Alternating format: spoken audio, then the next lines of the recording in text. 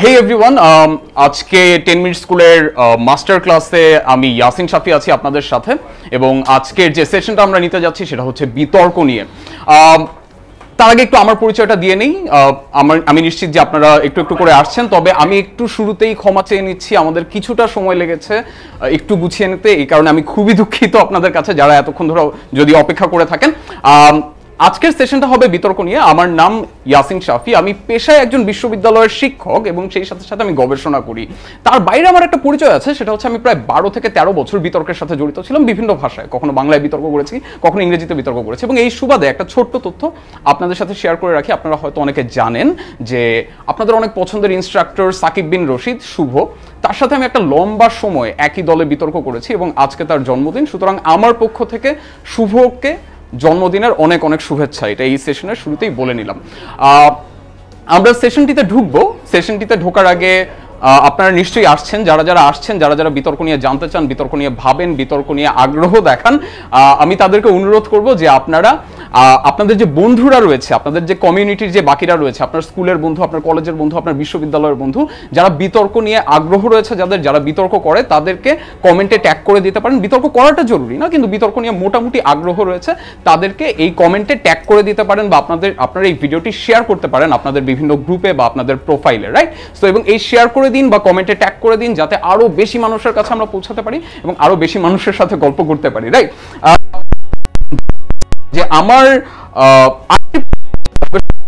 করার জন্য আমাকে যেটা করতে হয় সেটা হচ্ছে আমাকে প্রচুর সার্ভে করতে হয় এবং সার্ভেতে আমাকে জিজ্ঞেস করতে হয় যে আপনি কি করেন, আপনি কোন পেশার সাথে জড়িত, আপনি এটা কত বছর ধরে করেন। সুতরাং আমি এখন একটা প্রশ্ন আপনাদের জন্য করতে চাই যে আপনারা বিতর্কের সাথে কিভাবে জড়িত? আপনারা কি বিতর্ক করেন, নাকি আপনারা কখনো বিতর্ক দেখেছেন? দেখে থাকলে কোথায় দেখেছেন? আপনারা কি টেলিভিশনে বিতর্ক দেখেছেন, নাকি আপনারা কোথাও স্কুল, কলেজ বা বিশ্ববিদ্যালয়ে বিতর্ক দেখেছেন? এটা আমি একটু জানতে চাই, এই ধারণাটা পাওয়ার জন্য যে আপনাদের মধ্যে কতজন আদৌ বিতর্ক কখনো করেছেন এবং কারা কারা রয়েছেন যারা বিতর্কের সাথে বিভিন্ন মাধ্যমে জড়িত বা বিতর্কের সাথে এমনি আগ্রহ রয়েছে। আমি কিছুক্ষণ একটু অপেক্ষা করতে থাকি, আমি একটু দেখতে থাকি যে কি ধরনের রেসপন্স আসতে থাকে। অনেকে বলেছেন শুভ জন্মদিন, শুভকে শুভ জন্মদিন জানিয়েছেন। অনেকে বলেছেন যে জয়েন করেছেন। সাইমা জাহান ফ্রম নাম, হ্যাপি বার্থডে শুভ ভাইয়া। শুভর জন্য অনেক অনেক শুভকামনা আসছে এবং আমি প্রথমবার 10 মিনিট স্কুলে লাইভ ক্লাস নিতে এসেছি এবং আমি খুবই খুশি। আমি দেখতে পাচ্ছি যে প্রায় 350 জনের মতো মানুষ এই মুহূর্তের সাথে রয়েছেন। সুতরাং আমি আশা করব যে আপনারা কমেন্টে আরো ট্যাগ করবেন, আরো শেয়ার করবেন, যাতে আপনার মতো যারা আরো আগ্রহী রয়েছে তারা এসে জয়েন করতে রয়েছেন। অনেকে টেলিভিশনে হাই। আচ্ছা, আমার মনে হয় আর আগে আসা ছিল। প্রথমত যারা আমাকে কমেন্টে বার্থডে উইশ করছেন সবাইকে অসংখ্য অসংখ্য অসংখ্য ধন্যবাদ। তোমাদের সবার জন্য এই বার্থডেটা বিশেষ করে স্পেশাল হয়ে রয়ে গেল। সেকেন্ড অফ অল ইয়াসিনকে অসংখ্য ধন্যবাদ। আমি আর ইয়াসিন যখন স্কুলে পড়তাম দুজনই, ও গভর্নমেন্ট ল্যাবে ছিল, আমি সেন্ট জোসেফে ছিলাম, পরস্পরকে একদম দেখতে পারতাম না, বাট পরে একসাথে ঢাকা ভার্সিটিতে পড়া হয়েছে এবং একসঙ্গে তোমাদের নাহিয়ান ভাইয়া, আমি এবং ইয়াসিন একসাথে বিতর্ক করতাম। নাহিয়ান, তুমিও চলে আসো। আমরা ঢাকা বিশ্ববিদ্যালয়ের একসাথে ডিবেটটা করতাম। আমরা সামনে চলে আসি। তো আমরা তিনজন একই দলে বিতর্ক করতাম এবং বললে ভালোই হবে যে ঢাকা বিশ্ববিদ্যালয়ের এই টিমটা অনেক বেশি পপুলার ছিল। আমরা সাকসেসফুল কত ছিলাম জানি না, বাট অনেক পপুলার ছিলাম। মূল কথা হচ্ছে যে যারা আজকে ক্লাসটা করছো তাদের জন্য বলতে চাই, ইয়াসিন শাফি মাস্টার ক্লাস নেওয়ার মতো একটা মাস্টার অ্যাকচুয়ালি। হ্যাঁ, ও এত অল্প সময় ডিবেটটা এত উপর পর্যায়ে শিখে ফেলছে। সো তোমাদেরকে বলে দিতে পারবে যে খুব সহজে খুব অনেক বেশি বিতর্ক কেমনে শিখতে পারি। আর আমি আর নাহিয়ান মনে হয় ইয়াসিনের থেকে অনেক কিছু শিখছি। সো আই গেস তোমরা অনেক কিছু শিখতে পারবা। এই 1 ঘন্টার বেস্ট ইউজ করেন, যত কোয়েশ্চেন করতে পারো ইয়াসিনকে করো। আর Yasin, thank you so much for coming to this master class. Thank you, happy birthday again. Yeah, tata. Well, আমি কখনো কথা হারিয়ে ফেলি, কারণ এই মুহূর্তটা আমার জন্য অনেক বেশি স্পেশাল ছিল, কারণ আমি প্রথমবারের মতো এখানে লাইভ ক্লাস নিতে এসেছি এবং আমার সবচেয়ে পছন্দের দুইজন বিতার্কিক, তাদের সাথে একই সাথে ফ্রেমটা শেয়ার করতে পেরেছি। সুতরাং এই মুহূর্তটা আমি বলে বোঝাতে পারবো না যে আমার জন্য কত বেশি 485 জনের মতো জয়েন করেছেন। অনেকে শুভকে জন্মদিনের শুভেচ্ছা জানাচ্ছেন। তিনি বিতার্কিক বিতর্ক করি, এটা খুবই জরুরি একটা কথা উনি বলেছেন, যেখানে আমি ফেরত আসবো। অর্পিতা বলছেন I love to debate. Ahmed Imran বলেছেন তিনি একজন বিতর্কিক এবং তিনি বিতর্ক ভালোবাসেন। আনিসুর রহমান আনিস বলেছেন যে স্কুল লাইফে বিতর্ক করেছি। সহসান কবির বলেছেন আমি স্কুল কলেজে ডিবেট করেছি। সুতরাং আমি দেখতে পাচ্ছি যে অনেকে বিতর্ক করেছেন, অনেকে সেই অর্থে স্কুল কলেজে বিতর্ক না করলেও হয়তো বন্ধু বান্ধবের সাথে বিতর্ক করে থাকেন। আমি একটা মজার গল্প শেয়ার করি। আমি যখন কাউকে বলি যে আমার পরিচয় বিতার্কিক বা আমি বিতর্ক করি, আমি সাধারণত 2 ধরনের প্রতিক্রিয়া পাই। কি কি প্রতিক্রিয়া? প্রথম প্রতিক্রিয়া হচ্ছে, ও আপনি বিতার্কিক, আপনি তো তাহলে খুব মেধাবী হবেন, আপনি খুব বুদ্ধিমান হবেন, খুব ভালো ভালো কথা বলবেন, জি, খুব সম্মান পাই। আবার একদল লোক আছে যারা বলে যে ও বিতার্কিক তার মানে তো প্রচুর তেনা পেঁচাবে, কথার মার প্যাচ দিবে এবং কিছু একটা ভুলভাল বুঝিয়ে নিজের দিকে পুরো কথাটা টেনে নিবে। সুতরাং 2 ধরনের প্রতিক্রিয়াই আছে, এবং যারা দ্বিতীয় ভাবনাটা ভাবেন যে বিতার্কিক মানেই হচ্ছে প্রচুর তেনা পেঁচাবেন এবং প্রচুর কথার মার প্যাচ দিবেন এবং নিজের সুবিধার মতো কথাটাকে টেনে নেবেন, আসলে সত্যি বলতে কি দোষটা আসলে আপনাদের না, দোষটা আসলে বিতার্কিকদের, আমাদের। কারণ আমরাই অনেক সময় দেখা গেছে বিতর্কটা আমরা আসলে কেন করি সেটা ভুলে গিয়ে অনেক সময় শব্দের খেলায় মেতে উঠি। সুতরাং আজকে আমি এই সেশনের শেষে একটা জিনিসই দেখাতে চাই যে বিতর্ক জিনিসটা খুব যে পোশাকি, খুব যে আনুষ্ঠানিক কিছু তা না। বিতর্ক এমন কিছু যেটা আমরা সবাই সব সময় আমাদের নিজেদের সাধারণ জীবনে, নিত্য জীবনে করতে থাকি। একটু আগে যেমন একজন বলেছিলেন যে মাঝে মাঝে বন্ধুদের সাথে বিতর্ক করি, শুধু মাঝে মাঝে বন্ধুদের সাথে বিতর্ক না, আমরা নিজেরাও নিজেদের সাথে অনেক সময় বিতর্ক করি। যখনই কোনো একটা সিদ্ধান্ত নিতে হয় আমরা নিজেদের ভেতরেই 2 ভাগ হয়ে বিতর্ক করি। সুতরাং আজকের সেশনটা 2 ধরনের মানুষের জন্য 2 ভাবে কাজে আসতে পারে। প্রথম মানুষ হয়েছেন যারা হচ্ছেন বিতর্ক নিয়মিত করেন, বিভিন্ন স্কুল কলেজে বিতর্ক করেন, বিশ্ববিদ্যালয়ে বিতর্ক করেন, তাদের জন্য এটা এক ধরনের রিয়েলিটি চেক বা মাঝে মধ্যে মনে করিয়ে দেওয়া যে আমরা আদৌ আসলে বিতর্কটা কেন করি এবং আমাদের মৌলিক উদ্দেশ্যটা কি। এবং দ্বিতীয়ত যারা বিতর্ক নিয়ে আগ্রহ রাখেন বা যারা একটু ভয় পান যে ও বিতর্ক যারা করে তারা অনেক মারপ্যাচ দেবে, কথার মারপ্যাচ দেবে, আমি আপনাদের জন্য দিন শেষে এটাই বোঝাতে চাই যে বিতর্কটা আপনিও করেন, আমিও করি, এবং বিতর্কটা খুব আহামরি কঠিন কিছু না, খুব সহজ একটা সাধারণ বিষয়। কিভাবে আমরা নিজেরা নিজেদের মধ্যে বিতর্ক করি একটা সহজ উদাহরণ দিই, রাইট? আপনি এই যে এই মুহূর্তে আমি দেখতে পাচ্ছি 491 জন মানুষ বা 480-র বেশি মানুষ আপনারা যে ভিডিওটি দেখছেন, আপনারা কি চাইলে এই মুহূর্তে অন্য কিছু করতে পারতেন না? আপনারা আপনাদের মূল্যবান ইন্টারনেট ব্যবহার করে আপনারা এই সময় আপনাদের পছন্দের একটা গান ইউটিউবে শুনতে পারতেন। এখন বাজে রাত 8:20, আপনারা আপনাদের বন্ধু বান্ধবের সাথে ঘুরতে যেতে পারতেন। এখন আপনি আপনার ফেসবুকে আপনার বন্ধুদের সাথে আড্ডা দিতে পারতেন, আলাপ করতে পারতেন, আপনি আপনার পরিবারের সাথে সময় কাটাতে পারতেন। কিন্তু এত কিছু না করে আপনি আগ্রহ দেখিয়েছেন বিতর্ক নিয়ে একটি লাইভ সেশন দেখানোর জন্য। সুতরাং এটাকে যদি আমি একটা বিতর্কের প্রস্তাবের মতো করে বলি তাহলে ব্যাপারটা কি রকম হবে যে এই সংসদ 10 মিনিট স্কুলের মাস্টার ক্লাসে বিতর্ক নিয়ে সেশনটি দেখবে, এবং এখানে আপনার 2টো পক্ষ ছিল। একটা পক্ষ ছিল যে আপনি বিতর্কটা কেন, এই সেশনটা আপনি কেন দেখতে চান। হয়তো আপনি বিতর্ক নিয়ে আপনার আগ্রহ রয়েছে, হয়তো আপনি শুনেছেন যে ইয়াসিন শাফি যেভাবে শুভ বলেছে যে মাস্টার ক্লাস নেওয়ার যোগ্য, সুতরাং একটু শুনে দেখি একটু আগ্রহ জন্মেছে, একটু কৌতূহল জন্মেছে যে আসলে বিতর্ক নিয়ে কি বলে। বা আপনি হয়তো 10 মিনিট স্কুলের একজন নিয়মিত দর্শক, সুতরাং অভ্যাসবশতই আপনি চেক করছেন যে আসলে এখানে বিতর্ক নিয়ে কোন ধরনের সেশন হচ্ছে। অপরপক্ষে যারা এই সেশনটি না দেখার কারণ কি হচ্ছে, এই সেশনটি না দেখার কারণ হতে পারে যে আপনার হয়তো বিতর্কের প্রতি এমন কোনো আগ্রহ নাই, বা আপনি হয়তো বিতর্কের মাস্টার ক্লাসে তেমন আগ্রহী না, বা এখন হয়তো মাত্র রাত 8:20 বাজে, সুতরাং এখনও হয়তো আপনার জন্য যথেষ্ট রাত হয়নি, সুতরাং আপনি এখন একটি লাইভ ক্লাস বসে বসে দেখবেন না, বা আপনার পছন্দের অন্য কিছু অন্য কোনো পাশে চলছে, হয়তো একটা ইউটিউবে গান চলছে বা ফেসবুকে বন্ধুর সাথে আড্ডা দিচ্ছেন। সুতরাং 2 পাশেই কিন্তু 2 ধরনের কারণ রয়েছে। যাদের জন্য না দেখার কারণটা জয়ী হয়েছে তারা কিন্তু এই মুহূর্তে সেশনটি দেখছে না, যাদের জন্য দেখার কারণটি জয়ী হয়েছে তারা কিন্তু এই মুহূর্তে সেশনটি দেখছেন। অর্থাৎ আমি যেটা বোঝাতে চাচ্ছি, প্রতিনিয়ত আমরা আমাদের জীবনে সিদ্ধান্ত নেওয়ার সময় বিতর্ক করি। যেমন আমি একটু জানতে চাই যে এইচএসসি পরীক্ষা খুব সম্প্রতি শেষ হয়েছে এবং কালকে কি এসএসসির রেজাল্ট দেবে? সুতরাং এসএসসি পরীক্ষার্থীদের জন্য অনেক অনেক শুভকামনা। যারা যারা এসএসসি পরীক্ষা দিয়েছেন এবং যারা যারা এইচএসসি পরীক্ষা দিয়েছেন, আমি একটু জানতে চাই তারা কারা, একটু যদি কমেন্টে লেখেন যে আমি এবার এসএসসি পরীক্ষা দিয়েছি বা আমি এবার এইচএসসি পরীক্ষা দিয়েছি। এবং আপনার যদি বাকি বন্ধুরা থাকে যারা সামনে কলেজে ভর্তি হবে বা সামনে বিশ্ববিদ্যালয়ে ভর্তি হবে, তাদেরকেও ট্যাগ করে দিতে পারেন। আয়মান বলেছে যে প্রতিদিনের মতো আজও তোমাদের সাথে লাইভ ক্লাসে যোগ দিলাম। আয়মানকে অনেক ধন্যবাদ। অনেকে বলেছে যে তারা বিতর্ক করেছে, শুভকে অনেকে উইশ করেছে, অনেকে বলেছেন যে তারা চট্টগ্রাম থেকে জয়েন করেছেন, সিলেট থেকে জয়েন করেছেন। আমি জানতে চাই যে আপনারা কারা কারা এসএসসি পরীক্ষায় অংশ নিয়েছেন এবং কারা কারা এইচএসসি পরীক্ষায় অংশ নিয়েছেন। অনেকে আমাদেরকে ধন্যবাদ দিয়েছেন জয়েন করার জন্য। যেমন একজন বলেছেন যে কোনো কথা বলতে গেলে বলে তুমি তো ডিবেটার, তোমার সাথে কথায় পারা যাবে না, আবার বলে ডিবেট মানে তো তর্ক ঝগড়া, ওর সাথে লেগে লাভ নেই। এই ধারণাগুলো আমরা যারা বিতর্ক করি আমাদের নিজেদেরকেই বদলাতে হবে, এবং কিভাবে বদলাতে হবে সেটা নিয়ে আমি একটু পরে আলাপ করব। শৌসান কবির লিখেছেন আমি এবার এইচএসসি দিয়েছি। ইয়াসির আরাফাত লিখেছেন হুম ভাই এইচএসসি। তাসিন হাসান ইমরান লিখেছেন দাখিল। রাজু দাস রাহুল বলেছেন আমি আছি। নাহিদ হাসান বলেছেন আমি এসএসসি। রাকিব চৌধুরী বলেছেন এসএসসি দিয়েছি। মোহাম্মদ সাজিম আহমেদ সাফিন বলেছেন আমি এসএসসি দিয়েছি। অর্থাৎ অনেকেই দেখতে পাচ্ছি যারা স্কুল থেকে কলেজে যাবেন, এবং অনেকে দেখতে পাচ্ছি যারা কলেজ থেকে বিশ্ববিদ্যালয়ে যাবেন। একবার ভেবে দেখুন তো, এখন আপনার জীবনের সবচাইতে বড় বিতর্কটার সম্মুখীন হতে হবে আপনাকে, যে আপনি কোন কলেজে ভর্তি হবেন বা আপনি কোন বিশ্ববিদ্যালয়ে ভর্তি হবেন, আপনি কোন দিকে যাবেন। এবং যারা এইমাত্র এইচএসসি দিয়েছেন তাদের জন্য এই জিনিসটা আরও বেশি জরুরি, কারণ তাদের পুরো ক্যারিয়ার, তাদের পুরো পেশা এবং তাদের পরিবারের আশা আকাঙ্ক্ষা, নিজেদের স্বপ্ন সব কিছু এই বিতর্কের সাথে জড়িত।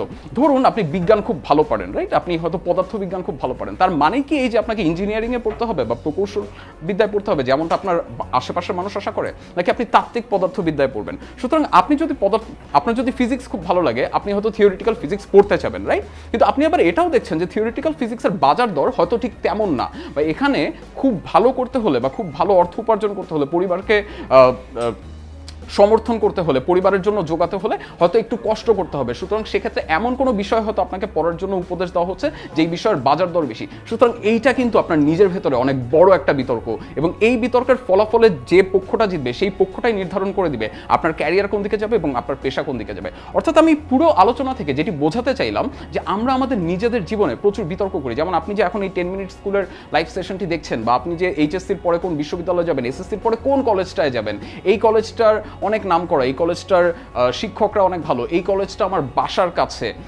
এই কলেজটার পরিবেশ আমার খুব পছন্দ। সুতরাং অনেকগুলো ফ্যাক্টর থাকবে, অনেকগুলো কারণ থাকবে এক একটা কলেজের জন্য, এবং সেইখান থেকে আপনাকে হয়তো বেছে নিতে হবে। যদিও আমি জানি যে আপনাদের হয়তো পুরো সুযোগটি নেই, কারণ বোর্ড ঠিক করে দেবে, কিন্তু আপনার নিজের তো একটা প্রেফারেন্স থাকবে। সেই প্রেফারেন্সটি যখন ঠিক হবে সেটা কিন্তু একটা বিতর্কের মাধ্যমেই হবে। আপনি হয়তো কোনো পোশাকি বিতর্কে গিয়ে ধন্যবাদ মাননীয় স্পিকার, আজকে বিতর্কের বিষয় নির্ধারিত হয়েছে, এই ধরনের কিছু বলবেন না, কিন্তু নিজের ভেতরেই কিন্তু একটা ছোটোখাটো বিতর্ক করে ফেলবেন যে আপনি আসলে বিতর্কের ফলাফলটা কোন দিকে নেবেন, এবং সেই অনুযায়ী কিন্তু আপনার জীবনের সিদ্ধান্ত নির্ধারিত হবে। আমি দেখতে পাচ্ছি অনেকেই জয়েন করেছেন। আমি আবারও বলবো যে আপনাদের আশেপাশে যারা রয়েছেন তাদেরকে কমেন্টে ট্যাগ করতে পারেন বা শেয়ার করতে পারেন। এবার বলি যে একটা তো গেল নিজের ভেতরে বিতর্ক, যে আমার জীবনে কি হবে, আমার ক্যারিয়ারে কি হবে, এইচএসসি থেকে পাশ করার পরে বিশ্ববিদ্যালয়ে যাওয়ার সময় কি হবে, এই ধরনের আলোচনা গেল। আরেকটা গেল আমরা আমাদের প্রতিদিনের জীবনে অনেক সময় আমাদের বন্ধু বান্ধবের সাথে বা জাতীয় বিভিন্ন ইস্যুতে কিন্তু অনেক ধরনের বিতর্ক করে থাকি। আমি একটা ছবি দেখাবো, এবং ছবিটা দেখানোর পরে এটা একটা কুইজের মতো, আপনাদেরকে গেস করতে হবে যে এই ভদ্রলোক সম্প্রতি কোন ধরনের বিতর্কে জড়িয়েছেন।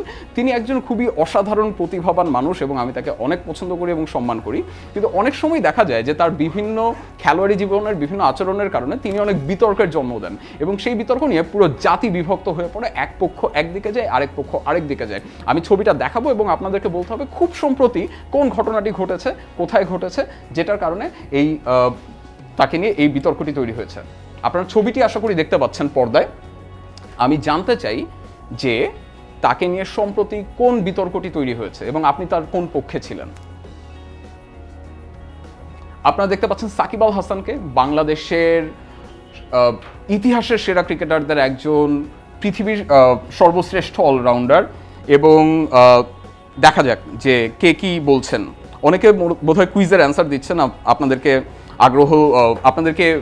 অনুপ্রেরণা দিচ্ছি, আপনাদেরকে এনকারেজ করছি কুইজের যে অ্যান্সারগুলো রয়েছে সেগুলোকে কমেন্টে দিতে, এবং আপনাদেরকে কমেন্টে এটাও বলতে বলছি যে এই যে সাকিব আল হাসান, সেই সাকিব আল হাসান সম্প্রতি কোন ঘটনার সাথে জড়িত ছিলেন, বা কোন বিতর্কের সাথে, তার এমন কোন কাজ হয়েছে যেটার কারণে এক ধরনের বিতর্ক তৈরি হয়েছে, আমরা সেটা জানতে চাচ্ছি। অনেককেই দেখতে পাচ্ছি যে তাদের বন্ধু বান্ধবদের ট্যাগ করছেন, জানাচ্ছেন। আপনাদেরকে অনেক অনেক ধন্যবাদ, অনেক অনেক ভালোবাসা যে আপনারা এসে যোগ দিচ্ছেন আমাদের সাথে।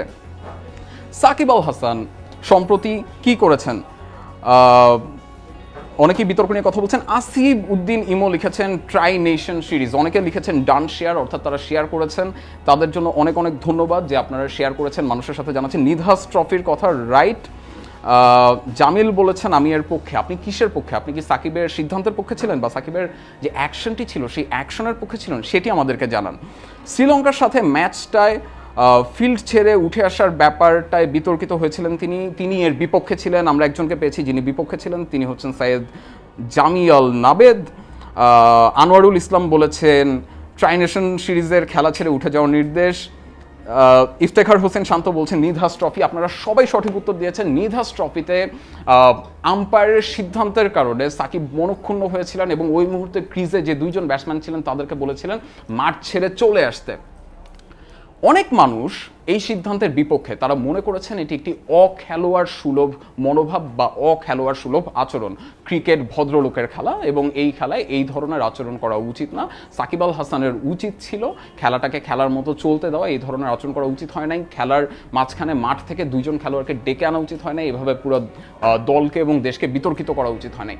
অপরপক্ষে অনেকে কিন্তু রয়েছেন যারা সাকিব আল হাসানকে সমর্থন করেছেন, তারা বলেছেন যে আমরা একটা ছোট দল বলে সবসময় পরিগণিত হই, আমাদেরকে সবসময় মিনজ মনে করা হয় এবং এই ধরনের হাই ভোল্টেজ গেমে যেখানে ছোট ছোট সিদ্ধান্ত অনেক বড় ভূমিকা রাখতে পারে, অনেক বড় কিছু পরিবর্তন করে ফেলে দিতে পারে, সেই মুহূর্তে সাকিব আল হাসান এই ধরনের অনাচার বা অন্যায় সিদ্ধান্ত বারবার মেনে নিতে পারেন নাই বলেই দেখিয়ে দিয়েছেন যে আমরা সবসময় মুখ বুঝে সব ধরনের সিদ্ধান্ত মেনে নিব না, এবং তিনি তার খেলোয়াড়দেরকে ডেকে এনেছেন। এবং এই ঘটনা যে সাকিব আল হাসানই প্রথমবার করেছেন তা না, এই ঘটনা এর আগে সুনীল গাভাস্কার করেছেন, এই ঘটনা এর আগে অর্জুনা রানাতুঙ্গা করেছেন, এই ঘটনা এর আগে ইনজামামুল হক করেছেন। অর্থাৎ এশিয়ারই বাকি তিনটি দেশ যারা ক্রিকেট খেলায় বেশ নাম করা, তাদের দেশের লেজেন্ডারি ক্রিকেটাররাও করেছেন। এবং অনেকে এটাও বলেন যে সাকিব হয়তো এক ধরনের স্ট্র্যাটেজিক ডিসিশন নিয়েছে, কারণ তাতে করে বোলারের মোরাল ভেঙে গেছে। দুই পক্ষেই শক্ত যুক্তি আছে, মানে দুই পক্ষেই বলা যায় কিছু না কিছু যুক্তি রয়েছে, কিন্তু আপনি নিশ্চয়ই দুই পক্ষের যুক্তি শুনেই কোনো না কোনো একটা যুক্তিতে গেছেন, কোনো না কোনো একটা পক্ষকে সমর্থন করেছেন। কেউ মনে করছেন সাকিব আল হাসানের এই ধরনের আচরণ করা উচিত হয়নি, কেউ কেউ মনে করছেন যে সাকিব আল হাসান যেটি করেছে এটি একটি স্বভাবত প্রতিক্রিয়া এবং যেটি হতেই পারে। আপনি কি মনে করেছিলেন এবং আপনি কোন পক্ষে ছিলেন সেটি আমি জানতে চাই।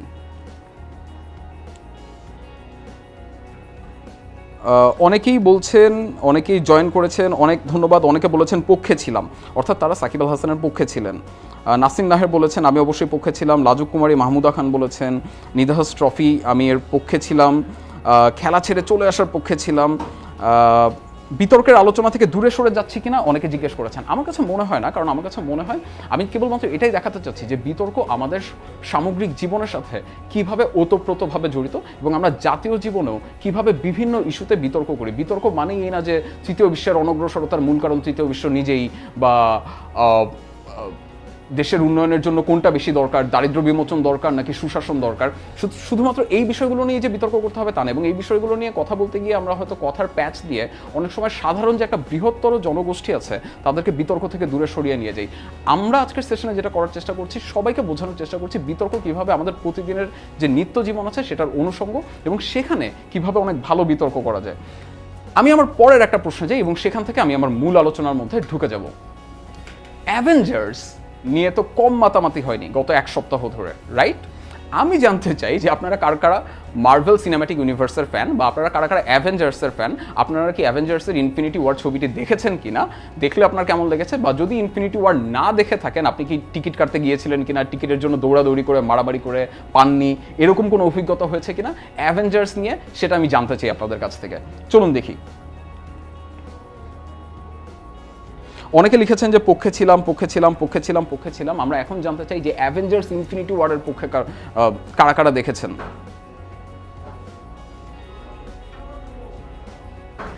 বা অ্যাভেঞ্জার্সের ফ্যান কারা কারা। অনেকেই লিখেছেন পক্ষে ছিলাম, এবং আমি দেখতে পাচ্ছি অনেক বেশি মানুষ যারা 10 মিনিট স্কুল নিয়মিত দেখেন তারা সাকিবের এই সিদ্ধান্তের পক্ষে ছিলেন।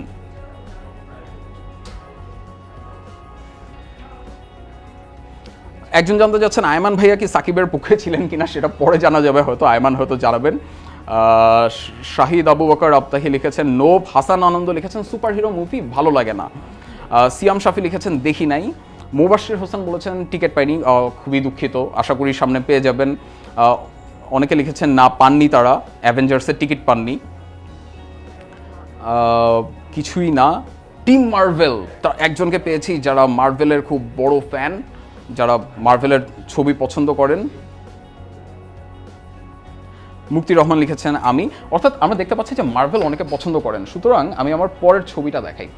ভয় পাবেন না, আমি অ্যাভেঞ্জার্স ইনফিনিটি ওয়ারের কোনো স্পয়লার দিচ্ছি না, কিন্তু এই যে চরিত্রটা, এই যে বিগ ব্যাড ভিলেন থানোস এই যে ইনফিনিটি গন্টলেট তুলে আছেন, তার জীবনের একমাত্র লক্ষ্য হচ্ছে 6টা ইনফিনিটি স্টোন জোগাড় করে একটা হাতের তুড়ি মারা, যে তুড়ি মারার মাধ্যমে পুরো ইউনিভার্সের অর্ধেক মানুষকে তিনি ধ্বংস করে দিতে চান। কারণ তিনি মনে করেন যে পৃথিবীতে অনেক ওভার পপুলেশন হয়ে গেছে, পৃথিবীতে অনেক মানুষ এসে গেছে, এবং যেহেতু পৃথিবীতে এত মানুষ কমাতে হবে, এবং এই কারণে র্যান্ডমলি অর্ধেক মানুষ তিনি কমিয়ে ফেলবেন, এবং অর্ধেক মানুষ কমিয়ে ফেলার মাধ্যমে তিনি আসলে পৃথিবী বা পুরো ইউনিভার্সটাকে একটা সুন্দর জায়গা বানাবেন। থ্যানোসের মতামতটাকে কি আপনি সমর্থন করেন যে পৃথিবী ওভার পপুলেশন হয়ে গেছে এবং এই কারণে অর্ধেক মানুষকে আসলে মেরে ফেলা যায়? এইখান থেকে একটা জরুরি প্রশ্নে যাওয়া যায়, সেই প্রশ্নটা হচ্ছে সকল মানুষের জীবনের মূল্য কি সমান কিনা? আপনি দেখবেন বিভিন্ন ছবিতে ভিলেনরা অনেক সময় এই ধরনের ন্যারেটিভ ব্যবহার করে। যেমন আপনি যদি কিংসম্যানে দেখেন যে স্যামুয়েল এল জ্যাকসনের যে ভিলেন ক্যারেক্টারটা ছিল ভ্যালেন্টাইন, সেও কিন্তু চাইতো পৃথিবী অনেক ওভার পপুলেটেড হয়ে গেছে এবং সেখান থেকে মানুষকে কমাতে হবে এবং মানুষকে মেরে ফেলতে হবে। অন্যদিকে এর বিপক্ষে হচ্ছে কিন্তু আমাদের সুপারহিরোরা মনে করে যে সকল মানুষের জীবনের মূল্য সমান এবং কোনো মানুষকেই, একজন মানুষকে ভালো রাখার জন্য আরেকজন মানুষকে মেরে ফেলতে হবে, এটা কোনোভাবেই কাম্য না বা এটা কোনোভাবেই সঠিক কথা না। যদিও এটা সিনেম্যাটিক ইউনিভার্সের গল্প, এই ধরনের ঘটনা কিন্তু আমাদের বাস্তব জীবনেও অনেক হয়। এটাকে অনেক সময় আমরা মেজরিটারিয়ানিজম বলি, অর্থাৎ আমরা মনে করি যেহেতু আমরা সংখ্যাগরিষ্ঠ, যেহেতু আমরা একটা সুপিরিয়র বর্ণ, সুপিরিয়র গোত্র, আমরা একই ভাষায় কথা বলি, সুতরাং অন্য ভাষায় যারা কথা বলে, অন্য বর্ণের যারা আছে, অন্য গায়ের রঙের যারা আছে, তারা আমাদের চাইতে নিচু জাত বা চাইলে তাদেরকে মেরে ফেলা যায় আমাদের ভালো থাকার জন্য। এবং এই ধরনের ঘটনা কিন্তু আপনারা পৃথিবীর ইতিহাসে অনেক দেখেছেন। আপনারা নিশ্চয়ই সাকিবের গতকালকের ভিডিওটি দেখেছেন, ইতিহাসের উপর ভিডিওটি দেখেছেন, এবং এই ধরনের ভিডিওগুলো আপনারা ইতিহাসের গল্পগুলো দেখলে দেখবেন যে একটা জাতি অন্য আরেকটা জাতির উপরে বর্বর আচরণ চালায়, কারণ তারা মনে করে যে তাদের জীবনের মূল্য অন্য আরেকজনের জীবনের মূল্যর চাইতে বেশি। সুতরাং এই ধরনের প্রশ্ন কিন্তু মার্ভেলের ছবি দেখলে বা অ্যাভেঞ্জার্সের ইনফিনিটি ওয়ার দেখলে আমাদের কাছে মনে হতে পারে যে এটা কেবলমাত্রই সুপার হিরো মুভি বা কেবলমাত্রই ফ্যান্টাসির গল্প, কিন্তু আমরা কিন্তু দেখতে পাচ্ছি সেখানেও কিন্তু একটা বড় ফিলোসফিক্যাল বিতর্ক রয়েছে যে সকল মানুষের জীবনের মূল্য কি আদৌ সমান, নাকি কিছু মানুষের ভালো থাকার জন্য কিছু মানুষকে আসলে ফেলে দেওয়াই যায়, তাদেরকে পরিত্যাগ করাই যায়। সুতরাং এইটা কিন্তু খুবই ইন্টারেস্টিং। এই জায়গা থেকে আমি যে জায়গাটা যেতে যাচ্ছি, যে অনেকে বলেছেন আমরা বিতর্কের আলোচনা থেকে সরে যাচ্ছি কিনা, আমরা বিতর্কের আলোচনা থেকে আসলে কেন সরে যাচ্ছি না সেই জায়গায় এখন বলছি। বিতর্ক আসলে দিন শেষে অনেক ভারী ভারী প্রস্তাবের প্রধানমন্ত্রী, বিরোধী দলীয় নেতা, মন্ত্রী, উপনেতা, সংসদ সদস্য যুক্তি খণ্ডন এইসব না। বিতর্ক আসলে দিন শেষে আমরা বলি না যে বিতর্কের মাধ্যমে আমরা যুক্তিবাদী সমাজ করতে চাই, বিতর্কের মাধ্যমে আমরা মানুষকে যুক্তির চর্চা করতে চাই। এই যুক্তি আসলে কি? যুক্তি আসলে দিন শেষে যুক্তি শব্দটার সাথে জড়িত হচ্ছে রিজনিং, বা যেটাকে আমরা বলি কার্যকারণ, বা যেটাকে আরেকটু ভেঙে বললে বলা যায় কেন। অর্থাৎ বিতর্ক হচ্ছে কেনর উত্তর দেওয়া। আপনি যে পক্ষে আছেন সেই পক্ষের কেনর উত্তরটা আপনাকে দিতে হবে। আপনি যদি থ্যানোসকে সমর্থন করেন, থ্যানোসকে কেন সমর্থন করেন সেটার উত্তর দিতে হবে। আপনি যদি ক্যাপ্টেন আমেরিকা বা আয়রন ম্যানকে সমর্থন করেন, কেন সমর্থন করেন সেটার উত্তর দিতে হবে। আপনি যদি মনে করেন যে সাকিব আল হাসানের মাঠ ছেড়ে আসার সিদ্ধান্তটা ঠিক ছিল, সেই সিদ্ধান্তটা কেন ঠিক ছিল সেটার উত্তর দিতে হবে। আপনি যদি মনে করেন যে সাকিব আল হাসানের এমন আচরণ করা ঠিক হয়নি, সেটা কেন ঠিক হয়নি সেটির উত্তর দিতে হবে। আপনি যদি মনে করেন আপনি বুয়েটে পড়তে চান, আপনি কেন পড়তে চান সেটার উত্তর ঠিক করতে হবে। আপনি যদি মনে করেন আপনি মেডিকেলে পড়তে চান, আপনি কেন পড়তে চান সেটার উত্তর আপনাকে ঠিক করতে হবে। অর্থাৎ নিজের মধ্যে বিতর্ক, অন্যের সাথে বিতর্ক, সব জায়গায় আমাদেরকে এই কেনর উত্তরটা দিতে হয়। সুতরাং শব্দের মারপ্যাচ না বা শব্দের খেলা না, আমরা যেটা চাই যে প্রচুর পরিমাণে এই কেন প্রশ্নটার উত্তর ঠিক করা। আমরা দেখতে পাচ্ছি অনেকেই জয়েন করেছেন এবং অনেকে বলেছেন যে সকল মানুষের অধিকার সমান, অনেকে বলেছেন কি পচা ধারণা, সুপার হিরোজ আর রাইট, অনেকে বলেছেন মেরে ফেলা সমর্থন করি না, কিন্তু পৃথিবী সত্যি ওভার পপুলেটেড হয়ে গেছে। অর্থাৎ তারা থানোসের সিদ্ধান্তর সম্পর্কেও কিন্তু এক ধরনের ধারণা রয়েছে। আপনি কি নিজেদেরকে অন্যদের থেকে একটু হলেও স্পেশাল ভাবেন? প্লিজ রিপ্লাই না, আমি মোটেও স্পেশাল ভাবি না, আমি কিছুই জানি না। ইনফ্যাক্ট অনেকে বলেছেন ওয়াও সাকিবের বিপক্ষে ছিলাম, সাকিবের খেলা ভালো লাগে, কিন্তু মাঝে মাঝে সাকিবের অশোভন আচরণ খুবই খারাপ লাগে। অনেকে অনেক ভালোবাসা দেখাচ্ছেন, অনেকে অনেক কমেন্ট করছেন। আমি আপনাদেরকে অনুরোধ করবো আপনার পছন্দের বন্ধু যারা রয়েছে, আপনারা যারা এই আলোচনায় অংশ নিতে পারেন বা যারা এই আলোচনায় ভূমিকা রাখতে পারেন, তাদেরকে কমেন্টের নিচে ট্যাগ করে জানিয়ে দিতে এবং এই ভিডিওটি শেয়ার করে তাদেরকে এই আলোচনায় অংশ নেওয়ার জন্য নিয়ে আসতে। বাইরে অনেক ঝড় হচ্ছে, নেটওয়ার্কের প্রবলেম হচ্ছে, অনেকে বলেছেন যে ঝড়ের মধ্যে যদি কেউ থেকে থাকেন খুবই দুঃখিত, আশা করি আপনারা নিরাপদে বাসায় পৌঁছে যেতে পারবেন। কেউ একজন বলছেন ভাই আপনি একটু পানি খান, হাঁপিয়ে গেছেন মনে হচ্ছে। আপনার কোনো ধারণা নেই, আমি এভাবে আরও 2-3 ঘন্টা কথা বলতে পারবো, আসলে ওটা বিতর্কের প্র্যাকটিস থেকে পাওয়া। কিন্তু ওভার পপুলেশন হলেই মারতে হবে নাকি? অনেকে থ্যানোসের বিপক্ষে কথা বলছেন, রাইট? অনেকে বলছেন যে 38 মিনিট পর বিতর্কের প্রকৃত ক্লাসে এসেছেন বলে মনে করি, ধন্যবাদ ভাইয়া। হ্যাঁ, আমি শুরুতে চেষ্টা করেছি সবাইকে একসাথে নিয়ে আসতে এবং তারপর বিতর্কের যে মূল আলোচনা, এই যে কেন, সেই কেনর উত্তরে যেতে। এবার দেখুন, এই যে কেনর জায়গায় যে যাব তার আগে একটা ছোট্ট আলোচনা আপনাদের সাথে করে রাখি, সেটা হচ্ছে যে বিতর্কটা আসলে কেন জরুরি। আপনারা হয়তো দেখেছেন যে সাকিব বিন রশিদের এরকম অনেক ভিডিও আছে যে বিতর্ক কেন জরুরি। আমি আমার নিজের কিছু উদাহরণ দিই। প্রথমটি যেমনটি বলছিলাম যে আপনি এইচএসসি দিয়েছেন, আপনি কোথায় যেতে চান, আপনি কোন বিশ্ববিদ্যালয়ে পড়তে চান, এই সিদ্ধান্ত নেওয়ার ক্ষেত্রেও কিন্তু আপনাকে একটা বিতর্ক করতে হবে নিজের মধ্যে। আপনাকে কিন্তু কেনগুলো বের করতে হবে এবং আপনাকে খুব লজিক্যাল আর্গুমেন্ট দিতে হবে যে আমি বুয়েটে এই কারণে পড়তে চাই, যে বুয়েটের সাবজেক্টের জন্য আমি ভালো হব, আমি মেডিকেলে এই কারণে পড়তে চাই, যে মেডিকেলে পড়ার জন্য যে প্যাশনটা দরকার সেই প্যাশনটা আমার মধ্যে রয়েছে, বা এই সাবজেক্টে যদি পড়ি সেখান থেকে আমি একটা ভালো ক্যারিয়ার তৈরি করতে পারবো, রাইট? দ্বিতীয়ত হচ্ছে মানুষকে কনভিন্স করতে বা মানুষকে সম্মত করতে। অনেক সময় এমন হয় যে আমরা একটা মানুষের সাথে আরেকটা মানুষের বিপক্ষ মত হয়, কিন্তু আমার নিজের মতামতের পক্ষে কিভাবে আমি ওই মানুষটাকে নিয়ে আসতে পারবো সেটা আমরা শিখতে পারবো বিতর্কের মাধ্যমে। এবং আপনি কেনর উত্তর যত সুন্দর করে দিতে পারবেন, কিভাবে সুন্দর করে দিতে পারবেন সেটি বলবো একটু পরে। যত সহজে এবং সুন্দর করে আপনি যখন এই কেনর উত্তর দিতে পারবেন, তখন মানুষ আগ্রহী হবে আপনার মতামতটি শুনতে, আপনার মতামতের সাথে তাল মেলাতে। তৃতীয়ত একটা উদাহরণ দিই, আপনারা কারা কারা উচ্চশিক্ষার জন্য বাইরে যেতে চান, বা জিআরই দিতে চান, বা আইএলটিএস দিতে চান, এটা আমি একটু দেখতে চাই। একটু কমেন্ট করে জানিয়ে দেবেন যে কারা কারা উচ্চশিক্ষার জন্য বাইরে যেতে চান, জিআরই দিতে চান, বা আইএলটিএস দিতে চান, বা টোয়েফেল দিতে চান। এবং আপনার যারা বন্ধুরা রয়েছে এই ফাঁকে, একজন বলেছিলেন পানি খেয়ে নেওয়ার জন্য, আমি আসলে পানি খেয়ে নিচ্ছি, এই ফাঁকে আপনারা শেয়ার করে দিন এবং কমেন্টে ট্যাগ করে দিন আপনার বন্ধু বান্ধবকে, রাইট?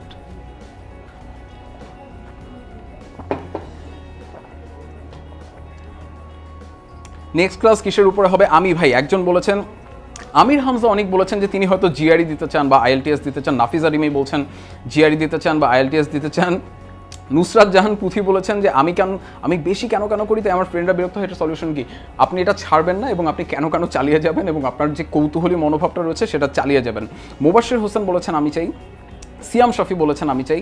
নাহিদ হাসান বলেছেন আমি ভাইয়া আমি চাই। এবং আপনার এরকম আরও যারা বন্ধু রয়েছেন যারা এরকম বাইরে পড়ালেখা করতে চান বা উচ্চশিক্ষা যেতে চান, তাদেরকেও ট্যাগ করতে পারেন, কারণ পরের কথাটা খুব জরুরি। আমি আমার জীবনে এই জিআরই পরীক্ষা বা আইএলটিএস পরীক্ষা আমাকে দিতে হয়েছিল, এবং জিআরই পরীক্ষার একটা অংশ রয়েছে যেখানে 6 নম্বরের জন্য আপনাকে একটা এসে লিখতে হয়। সেই এসেটা যখন লিখতে হয় সেখানে 2টা এসে লিখতে হয়। প্রথম এসেটায় আপনাকে একটা মতামতকে সমর্থন করে বা তার বিরুদ্ধে গিয়ে একটা আর্গুমেন্ট দিতে হয়, একটা না অনেকগুলো আর্গুমেন্ট দিতে হয় এবং একটা এসে লিখতে হয়।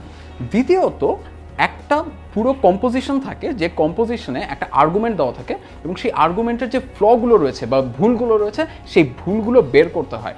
এই পুরো জিআরই দেওয়ার সময় আমার নিজের কোনো প্রিপারেশন নেওয়া লাগেনি এই অংশটার জন্য, কেবলমাত্র আমি আমার বিতর্কের অভিজ্ঞতা থেকে এবং এই কেন সংক্রান্ত আমার যত চিন্তা ভাবনা আছে সেগুলোকে কাজে লাগিয়ে আমি ওই দুটো অংশে পরীক্ষা দিয়েছিলাম এবং মোটামুটি একটা ভালো নম্বর পেয়েছিলাম। সুতরাং দেখতে পাচ্ছেন যে বিতর্ক করা মানে যে কেবলমাত্র এক্সট্রা কারিকুলার অ্যাক্টিভিটিস তা না, বরং এটা কিন্তু আপনার কারিকুলার অ্যাক্টিভিটিসের মধ্যেও অনেক বেশি জড়িত। ইনফ্যাক্ট আইএলটিএসও যখন আপনি দিতে যাবেন তার যে রাইটিং সেকশন আছে সেই রাইটিং সেকশনে দেখবেন যে একটা বড় একটা কম্পোজিশন লিখতে হয় এবং সেই কম্পোজিশনে আপনাকে একটা মতের পক্ষে বা বিপক্ষে বা বিভিন্ন এবং দুটোই পক্ষে এবং বিপক্ষে দুটো সম্পর্কেই লিখতে হয়।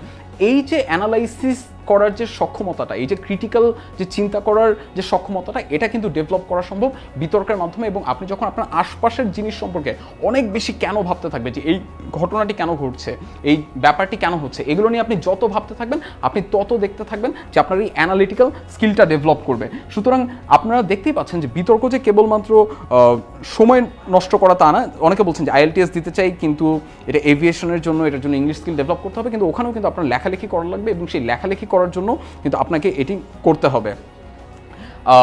আপনাকে এই বিতর্ক আপনাকে সাহায্য করতে পারে। আমরা কেনর কথা বললাম, কেন থেকে আমি আমার পরবর্তী বিষয়ে চলে যাই, যে এই কেনর উত্তরটা আপনি কিভাবে ভালো করে দিতে পারবেন। অনেকেই বলছেন যে বিতর্কটা কিভাবে ভালো করে করব। প্রথম কথা, বিতর্কে আমাদের সবচেয়ে বড় যে সমস্যা, দেখুন, বিতর্কের যে টেকনিক্যাল বিষয়গুলো রয়েছে, সনাতনী বিতর্ক কীভাবে করতে হয়, সংসদীয় বিতর্ক কীভাবে করতে হয়, ছোট্ট করে বলে নিচ্ছি, কারণ এটা নিয়ে খুব বেশি সময় নষ্ট করার আসলে কিছু নেই। এটার উপরে 10 মিনিট স্কুলের চমৎকার প্লেলিস্ট রয়েছে, যেটা আমি নিশ্চিত যে এই মুহূর্তে 10 মিনিট স্কুলের এই ভিডিওটির নিচের যে কমেন্ট রয়েছে সেই কমেন্টে লিঙ্কগুলো শেয়ার করা হচ্ছে, বা আপনারা পরবর্তীতে দেখে নিতে পারবেন। সনাতনী বিতর্কে আমরা একটা বিতর্কের যে বিষয় থাকে সেটাকে বলি বিষয়, এবং সেটার পক্ষ থাকে এবং বিপক্ষ থাকে। পক্ষে 3 জন বক্তা থাকেন এবং বিপক্ষে 3 জন বক্তা থাকেন। পক্ষের প্রথম বক্তা প্রথমে বলেন, তারপর বিপক্ষের প্রথম বক্তা বলেন, পক্ষের দ্বিতীয় বক্তা, বিপক্ষের দ্বিতীয় বক্তা, পক্ষের তৃতীয় বক্তা, বিপক্ষের তৃতীয় বক্তা। এবং যুক্তি খণ্ডন পর্বে গিয়ে আমরা দেখি যে পক্ষের যে দলনেতা রয়েছেন তিনি যুক্তি খণ্ডন করেন এবং বিপক্ষের যে দলনেতা রয়েছেন তিনি যুক্তি খণ্ডন করেন। সংসদীয় বিতর্ক একটু আলাদা, কারণ সেখানে একটা সংসদের আবহ থাকে এবং একটা প্রস্তাব থাকে। সেই প্রস্তাবের 2টা অংশ থাকে, একটা থাকে সরকারি দল, একটা থাকে বিরোধী দল। সরকারি দলে থাকে প্রধানমন্ত্রী, তারপরে বক্তব্য রাখেন বিরোধী দলীয় নেতা, তারপরে সরকারি দলের পক্ষ থেকে মন্ত্রী বক্তব্য দেন, তারপরে বিরোধী দলের পক্ষ থেকে বিরোধী দলীয় উপনেতা বক্তব্য দেন, সরকারি দলের সর্বশেষ বক্তব্য দেন সরকার দলীয় সংসদ সদস্য, বিরোধী দল থেকে সর্বশেষ বক্তব্য দেন বিরোধী দলীয় সংসদ সদস্য। তারপরে শুরু হয় যুক্তি খণ্ডন পর্ব।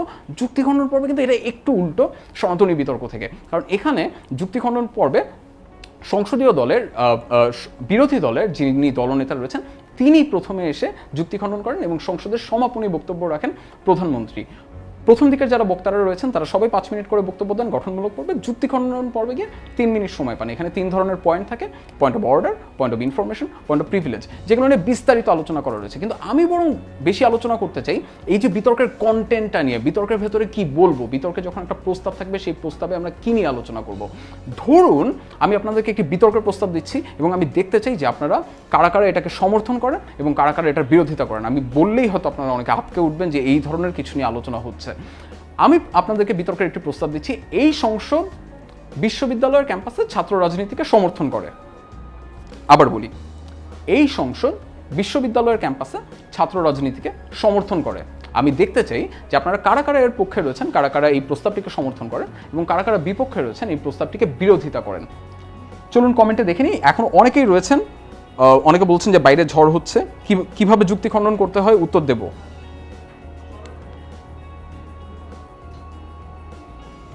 অনেকেই বলছেন ডিবেটের সময় কিভাবে অঙ্গভঙ্গি নিয়ন্ত্রণ করব। ফাইনালস, হ্যালো রিশাদ ভাই, ফাইনালস উইনিং এর স্ট্র্যাটেজি জানতে চান? বিতর্ক করলে কি সবসময় সলিউশন পাওয়া যাবে কিনা, অনেকে অনেক ধরনের প্রশ্ন করছেন। কিভাবে যুক্তি খণ্ডন করতে হয়, পূর্ব প্রস্তুতি ব্যতীত বিতর্কে জয়ের প্রধান কৌশল কি, এটা আসলে আমারও জানা নেই। কারণ হচ্ছে পূর্ব প্রস্তুতি ছাড়া বলতে আপনি যদি বলেন যে এই যে 30 মিনিট সময় বা 15 মিনিট সময়ের মধ্যে যে প্রস্তুতি নিতে হয়, এটাকে যদি আপনি পূর্ব প্রস্তুতি ছাড়া বিতর্ক মনে করে থাকেন, তাহলে আমি আপনাকে একটাই পরামর্শ দিতে পারি যে আমাদেরকে প্রচুর পড়তে হবে এবং আমাদেরকে প্রচুর জানতে হবে এবং আমাদেরকে প্রচুর প্র্যাকটিস করতে হবে। যে জিনিসগুলো নিয়ে আমি পরে কথা বলবো, এবং আপনি যত প্র্যাকটিস করতে থাকবেন তখন দেখবেন যে এই 15 মিনিট বা 30 মিনিটে প্রস্তুতি নেওয়াটা আর কোনো সমস্যা না, কারণ এই বিষয়গুলো সম্পর্কে আপনার মোটামুটি ধারণা রয়েছে। আর অনেক সময় অনেক স্কুল কলেজে বিতর্ক হয় যে 1 সপ্তাহ আগে বিষয় দিয়ে দেয় বা 1 মাস আগে বিষয় দিয়ে দেয়। সেক্ষেত্রে আপনি অনেক সময় নিয়ে রিসার্চ করতে থাকেন এবং আপনার কেনগুলোর উত্তর বের করতে থাকেন, আর বের করতে পারেন, আর্গুমেন্ট বের করতে পারেন। কিন্তু আমি যেটা জানতে চেয়েছিলাম যে ছাত্র রাজনীতি, এই সংসদ ছাত্র রাজনীতি সমর্থন করে, কে কে বলছেন? বলেছেন বিপক্ষে, শওশান বলেছেন বিপক্ষে, অভি বলেছেন বিপক্ষে, আনিকা বলেছেন পক্ষে, মুবাশির বলেছেন পক্ষে, হাবিবুর রহমান মুন্না বলছেন ইউনিভার্সিটিতে রাজনীতি করা ঠিক না, ইবনুল মুহতাদি শাহ বলছেন বিপক্ষে, আমিমুল এহসান জুবাইর বলছেন আমি পক্ষে, আমির হামজা অনেক বলছেন রাইট, নুসরাত জাহান পুথি বলছেন আমি বিপক্ষে, ঈশান্ত বলছেন পক্ষে, সামিয়া জান্নাত বলছেন বিপক্ষে, অনেকে বলছেন যে তারা বিতর্ক করা শিখতে চান। নুসরাত আহমেদ বলছেন একটি সুষ্ঠু রাজনৈতিক পরিবেশ পাওয়ার জন্য জরুরি। সুতরাং উনি কেবলমাত্র পক্ষে বিপক্ষে বলেননি, উনি একটি কারণও বলেছেন যে এই জায়গাটিতে আমি যেতে চাচ্ছি। আপনি যদি মনে করেন যে আরও আপনার বন্ধুরা রয়েছেন যারা এই আলোচনায় অংশ নিতে চান বা এই আলোচনায় আগ্রহী হতে পারেন, তাদেরকে কিন্তু কমেন্টে ট্যাগ করতে পারেন বা তাদের সাথে এই ভিডিওটি শেয়ার করতে পারেন যাতে তারা এই আলোচনায় অংশ নিতে পারেন। দেখুন, ছাত্র রাজনীতি কি সমর্থন করবেন কি করবেন না, এটা একটা বিতর্কযোগ্য বিষয়, কারণ এটার দুই পাশেই কথা রয়েছে। আপনি ছাত্র রাজনীতি সমর্থন করতেও পারেন, আপনি ছাত্র রাজনীতি সমর্থন নাও করতে পারেন, আপনি এর বিরোধিতাও করতে পারেন। সমর্থন করার কারণ কি?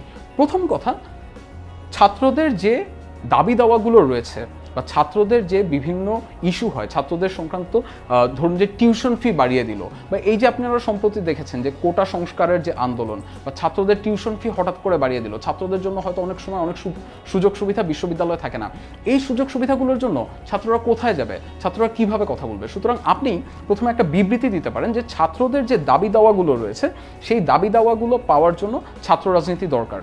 তারপরে আপনি কার্যকারণ দেখালেন, যে কার্যকারণ হচ্ছে যখন ছাত্র রাজনীতি থাকে তখন একটা নির্বাচিত ছাত্র প্রতিনিধি থাকে এবং সেখানে একটা রাজনৈতিক সংস্কৃতি থাকে।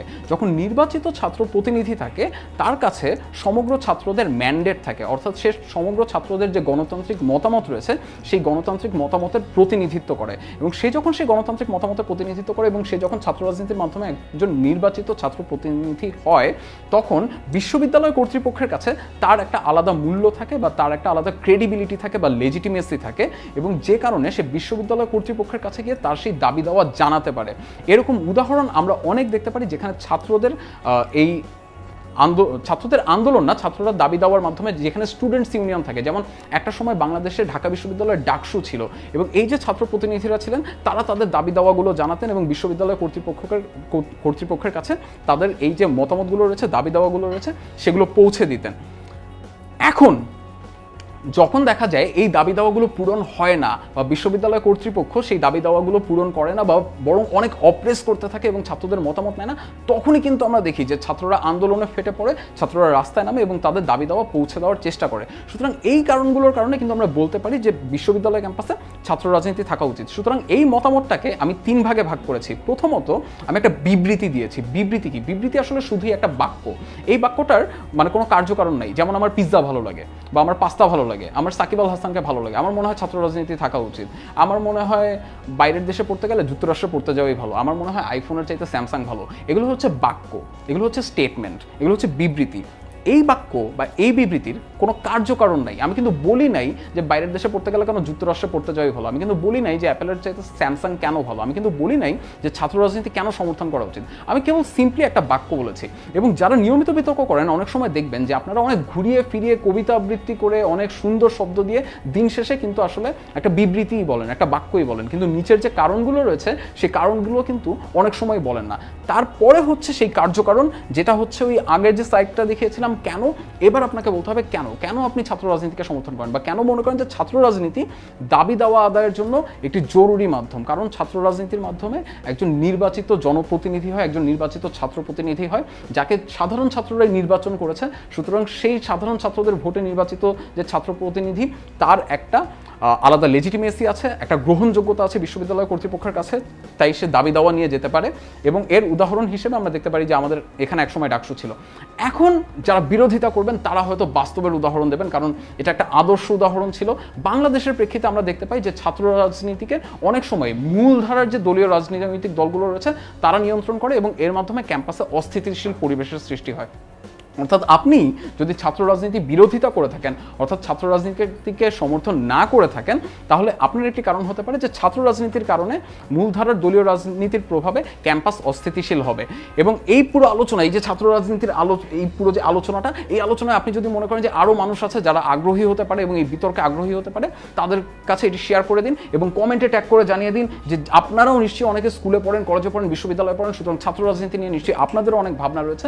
সুতরাং সেই জায়গাগুলো শেয়ার করে দিন। সুতরাং আপনি যদি ছাত্র রাজনীতির বিরোধিতা করেন তাহলে আপনি কি বলবেন? আপনি প্রথমে বলবেন যে আমি মনে করি ছাত্র রাজনীতি ক্যাম্পাসের পরিবেশকে অস্থিতিশীল করবে। দ্বিতীয়ত আপনি কার্যকারণ হিসেবে দেখাতে পারবেন যে এই ছাত্র রাজনীতি বা এই ছাত্র রাজনৈতিক দলগুলো এরা পুরোপুরি মূলধারার রাজনৈতিক দল থেকে আলাদা না এবং মূলধারার রাজনৈতিক দলগুলোর অঙ্গ সংগঠন হিসেবে ক্যাম্পাসে কাজ করে। এবং যেহেতু মূলধারার রাজনৈতিক দলের অঙ্গ সংগঠন হিসেবে ক্যাম্পাসে কাজ করে, সুতরাং মূলধারার রাজনৈতিক দল চেষ্টা করে এই ছাত্রদেরকে নিজেদের রাজনৈতিক ক্যাডার হিসেবে ব্যবহার করতে। এর ফলে যেটা হয় যে ক্যাম্পাসে অস্থিতিশীল পরিবেশের সৃষ্টি হয়, ক্যাম্পাসে কে মাঠ দখল করবে সেই ধরনের একটা প্রতিযোগিতা বা প্রতিদ্বন্দ্বিতা হতে থাকে। উদাহরণ হিসেবে বাংলাদেশের ছাত্র রাজনীতির ভুরি ভুরি উদাহরণ দেখানো যাবে। অর্থাৎ পক্ষে এবং বিপক্ষে দুই পাশেই কিন্তু দুইটা আর্গুমেন্ট দেওয়া হলো এবং দুইটা আর্গুমেন্ট দিলাম। কিন্তু দেখেন এই দুইটা আর্গুমেন্ট দেওয়ার একটা স্ট্রাকচার ছিল। এটাকে অনেকেই আমরা ARE বলি, আর্গুমেন্ট, রিজনিং এবং এক্সাম্পল, যেটার আমি বাংলা করেছি বিবৃতি, কার্যকারণ এবং উদাহরণ। অর্থাৎ আপনার একটা সাধারণ মতামত যে সাকিব আল হাসান যে কাজটি করেছিল সেটি ভালো ছিল, আমি অ্যাভেঞ্জার্সে সুপার হিরোদের মতামতের পক্ষে, আমি মনে করি অ্যাপেলের চাইতে স্যামসাং একটা ভালো ফোন। আমি মনে করি এই মুহূর্তে আমার এই ভিডিওটি দেখা উচিত। এই যে বিবৃতি, এই বিবৃতি দিয়ে ছেড়ে দেওয়া যাবে না, ছাত্র রাজনীতি সমর্থন করি বলে ছেড়ে দেওয়া যাবে না। তারপর যেটা করতে হবে, আপনাকে কার্যকারণ বলতে হবে যে কি কারণটা হয় বা কি অ্যানালাইসিসটা হয়, এবং তারপর একটা পাকাপোক্ত উদাহরণ দিয়ে আপনার পুরো যে আর্গুমেন্টটা রয়েছে সেটাকে প্যাক করতে হবে এবং আপনার পাঞ্চটাকে প্যাক করতে হবে। একজন জিজ্ঞেস করেছেন যে যুক্তি খণ্ডন করতে হলে কি করতে হবে। যুক্তি খণ্ডন করতে হলে আপনাকে দেখতে হবে যে যিনি এই আর্গুমেন্টটি দিচ্ছেন তার কোন জায়গাটি কাটা যায়। প্রথমত, অনেক সময় হতে পারে যে তিনি হয়তো বিবৃতি দিয়ে কোনো কার্যকারণ বা উদাহরণ দিচ্ছেন না, সেক্ষেত্রে আপনি এটি স্পষ্ট করে দেখান যে উনি কেবলমাত্র বিবৃতি দিয়েছেন এবং কোনো কার্যকারণ বা কোনো উদাহরণ সেটা উনি দেখাননি। দ্বিতীয়ত যেটি দেখানো যায়, উনি যে কার্যকারণটি দিয়েছেন সেই কার্যকারণের মধ্যে হয়তো কোনো একটা ফ্ল ছিল, ওই কার্যকারণটি হয়তো সবসময় সত্যি না, সেই ব্যাপারটি আপনি পয়েন্ট আউট করতে পারেন। তৃতীয়ত, ওনার উদাহরণটা কেবলমাত্র একটা নির্দিষ্ট সময়ের জন্য প্রযোজ্য, যেমন ডাকসুর যে উদাহরণটা সেটা অনেক আগের সময়ের জন্য প্রযোজ্য। আবার এটা ছাত্র রাজনীতির পক্ষে যদি কেউ বলে তখন আপনি দেখাতে পারেন যে ডাকসু তো সেই ওই সময় ছিল, এই সময়ের ছাত্র রাজনীতি আর এখন আর আগের মতো নেই। আবার বিপক্ষে যারা বলছেন কেবলমাত্র বাংলাদেশের উদাহরণ দিচ্ছেন, তখন আপনি দেখাতে পারেন যে বৈশ্বিক প্রেক্ষাপটে বিভিন্ন বিশ্ববিদ্যালয়ে কিভাবে ছাত্র প্রতিনিধিরা তাদের দাবি দাওয়া নিয়ে কিভাবে বিশ্ববিদ্যালয় কর্তৃপক্ষের সাথে দাবি দাওয়া করে, এবং এটাও দেখাতে পারেন যে মূলধারার রাজনৈতিক দলগুলোর অঙ্গ সংগঠনের বাইরেও বাংলাদেশে কিভাবে স্বতঃস্ফূর্ত ছাত্র আন্দোলন হয়েছে, যেমন কোটা সংস্কারের আন্দোলন হয়েছে, বা বিভিন্ন ক্ষেত্রে প্রাইভেট বিশ্ববিদ্যালয়গুলো কিভাবে প্রায় শিক্ষার উপরে ভ্যাট বিরোধী আন্দোলন করেছে। অর্থাৎ এই ধরনের উদাহরণগুলো দিয়ে দেখিয়ে দিতে পারেন যে ছাত্র রাজনীতি কেন সবসময় খারাপ না এবং ছাত্র রাজনীতি কেন বিভিন্ন সময় ফলাফল বয়ে নিয়ে আসতে পারে। দেখা যাক, অনেকে অনেক কথা বলেছেন, কিছু পক্ষে বিপক্ষে আরেক কিসের পক্ষে বিপক্ষে আরেকবার বলেন। আমরা ছাত্র রাজনীতির পক্ষে এবং বিপক্ষে কথা বলছিলাম। বলেছেন পক্ষে সৈয়দ জামিয়াল নাবেদ বলেছেন এটার পক্ষে সমর্থন করছি, কেননা এতে করে আমাদের তরুণ সমাজ নেতৃত্বে আসতে পারবে। দেখুন, এটা আরেকটা চমৎকার আর্গুমেন্ট। তিনি প্রথমে একটি বিবৃতি দিয়েছেন যে এতে করে আমাদের তরুণ সমাজ নেতৃত্বে আসতে পারবে, তারপর দেখা যাক উনি কি কারণটা দেখাতে পেরেছেন কিনা। উনি দেখাতে পেরেছেন তাদের একটা ধারণা থাকবে, অর্থাৎ রাজনৈতিক যে প্রক্রিয়া রয়েছে বা রাজনৈতিক যে পরিবেশ রয়েছে সেটা সম্পর্কে তাদের একটা ধারণা থাকবে, কারণ তারা ছাত্র জীবন থেকেই রাজনীতি করা শুরু করবে। ভালো নেতা বের হয়ে আসবে এই ছাত্র রাজনীতির মাধ্যমে, এবং এর মাধ্যমে যেটা হবে যে একটা সুষ্ঠু নেতা কিভাবে তৈরি হয়, যেহেতু ভোট চাইতে হবে ছাত্র রাজনীতির মাধ্যমে, যেহেতু সমর্থকদেরকে খুশি রাখতে হবে, সমর্থকদের সাথে কথা বলতে হবে, তার নিজের আদর্শ প্রচার করতে হবে, সুতরাং পরবর্তী জীবনে যারা রাজনীতি করতে চায় তাদের জন্য ছাত্র রাজনীতি দরকার, কারণ তারা এই পরবর্তী জীবনের জন্য প্রস্তুত হবে। অর্থাৎ খুব চমৎকার আর্গুমেন্ট দিয়েছেন, অনেক ধন্যবাদ সৈয়দ জামিয়াল নাবেদ। মাহমুদা খান বলেছেন পক্ষে অবশ্যই, তবে সঠিক ব্যবহার প্রয়োজন। মুনতাসির মিরাজ বলেছেন সমর্থন করি পিওর ছাত্র রাজনীতিকে। উনি একটি বিবৃতি দিয়েছেন, এটার পরে কিন্তু আমাদেরকে কার্যকারণ বলতে হবে যে পিওর ছাত্র রাজনীতি বলতে আপনি কি বোঝাচ্ছেন এবং কেন। বর্তমানের আদর্শহীন রাজনীতি নয়, অর্থাৎ উনি বিপক্ষেও বলেছেন যে বর্তমানের রাজনীতিতে ওই আদর্শটি নেই। বিপক্ষে বলেছেন অনেকে বলেছেন পক্ষে, অনেকে অ্যাগ্রি করেন না, পক্ষে বিপক্ষে। আদনান আবির বলেছেন বিতর্কে আসলে কি কি বিষয় খেয়াল করতে হয় বলছি শেষের দিকে। অনেকে হ্যালো বলেছেন, সবাইকে হ্যালো। আপনার বন্ধু যারা রয়েছে তাদেরকে জানিয়ে দিন। অনেকে কুইজের অ্যান্সার দিচ্ছেন, অনেকেই পক্ষে বলছেন, সরকারি দল বলছেন, অনেকেই বলছেন সরকারি দল করেন, অনেকে বলেছেন কিসের পক্ষে বিপক্ষে। আমরা ছাত্র রাজনীতির পক্ষে বিপক্ষে নিয়ে কথা বলছি, আমরা ছাত্র রাজনীতি নিয়ে একটি বিতর্কের আলোচনা করছিলাম। অনেকে বলছেন ছাত্র রাজনীতি থাকা দরকার, অর্থাৎ অনেককে কিন্তু দেখতে পাচ্ছি যে যারা মনে করেন পক্ষে, অনেকেই মনে করেন বিপক্ষে, অর্থাৎ এই মুহূর্তে ছাত্র রাজনীতির যে ধরন সেটা ভালো না। কিন্তু এখান থেকে আমি মূলত যেটা বোঝাতে চেয়েছি যে আপনার যে মতামত, সেই মতামত থেকে আর্গুমেন্টটা কীভাবে তৈরি হতে পারে। আপনি যখন বিবৃতি দেবেন, তার কার্যকারণ বলবেন এবং তার উদাহরণ দেবেন, তখনই কিন্তু আপনার আর্গুমেন্টটা খুব ওয়েল স্ট্রাকচার্ড একটা উদাহরণ হবে, ওয়েল স্ট্রাকচার্ড একটা বিতর্ক হবে। এবং এখন আমি চলে আসি বিতর্কের খুব কোর কিছু বিষয় নিয়ে, যে বিষয়গুলো নিয়ে আমরা সবসময় কখনো না কখনো বিতর্ক দেখি। এটা কোনো পার্টিকুলার প্রস্তাব দিচ্ছি না যে এই সংসদ মনে করে এটা বনাম এটা, কিন্তু এই ভ্যালুসগুলো বিতর্কে বারবার ঘুরে ফিরে আসে। অর্থাৎ আপনি যে বিষয়ে বিতর্ক করেন না কেন, আপনি দেখবেন এরকম কিছু মূল্যবোধ রয়েছে বা কিছু ভ্যালুস রয়েছে যেটা সবসময় বিতর্কে থাকে এবং কিছু কন্ট্রাডিক্টরি ভ্যালুস থাকে। অর্থাৎ এটা পৃথিবীর শুরু থেকে শেষ পর্যন্ত চিরকালীন দুইটা বিপরীত পক্ষের মতামত এইভাবে তৈরি হয়। প্রথমটা হচ্ছে একনায়কতন্ত্র বনাম গণতন্ত্র। আপনি কোনটা সমর্থন করেন জানতে চাই, কমেন্টে জানিয়ে দিন, এবং আপনার বন্ধু বান্ধব যারা রয়েছে তাদের সাথেও শেয়ার করে জানিয়ে দিন এবং তাদেরকেও কমেন্টে ট্যাগ করুন। জানতে চাই যে একনায়কতন্ত্র আপনি পছন্দ করেন নাকি গণতন্ত্র আপনি পছন্দ করেন, এবং যদি আপনি একনায়কতন্ত্র পছন্দ করেন কেন পছন্দ করেন, বা একনায়কতন্ত্র কেন সমর্থন করা উচিত, এবং যদি গণতন্ত্র সমর্থন করতে হয় তাহলে কেন গণতন্ত্র সমর্থন করা উচিত। আমরা এখন যেটা করছি সেটা হচ্ছে আমরা প্র্যাকটিস করছি কিভাবে অনেক কেনর উত্তর বের করা যায় বা কিভাবে কারণগুলো বের করা যায়।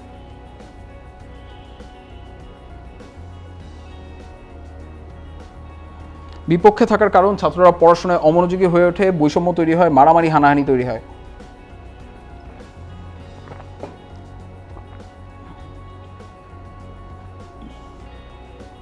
বিভিন্ন শিক্ষা প্রতিষ্ঠানের নাম বলেছেন। ছাত্র রাজনীতির সাথে একমত। বিতর্কের তথ্য কিভাবে ও কখন ব্যবহার করবে একজন প্রশ্ন করেছেন। দেখুন আমার আগের স্লাইডে কিন্তু স্পষ্ট করে লেখাই ছিল যে বিবৃতি, কার্যকারণ এবং উদাহরণ, এবং যখন আপনি উদাহরণ দেবেন তখন আপনাকে তথ্য ব্যবহার করতে হবে। আমরা যারা একটু পুরনো দিনের বিতর্কের শিক্ষা পাই, আমরা বলি যে তথ্য এবং তত্ত্ব, আসলে কিন্তু এই যে বিবৃতি দেন তখন কিন্তু আপনি কার্যকারণ দেন, তখন আপনি একটা তত্ত্ব দেন বা একটা থিওরি দেন, এবং সেই থিওরির পরে যখন আপনি উদাহরণে যান সেই উদাহরণে আপনি আসলে সেই তথ্যগুলো দেবেন। আমরা জানতে চাই যে একনায়কতন্ত্র নাকি গণতন্ত্র, কোনটিকে আপনি সমর্থন করেন? গণতন্ত্র একনায়কতন্ত্র বেস্ট। হাবিবুর রহমান মুন্না বলছেন একনায়কতন্ত্র বেস্ট। আব্দুল্লাহ আল নোমান বলছেন একনায়কতন্ত্র।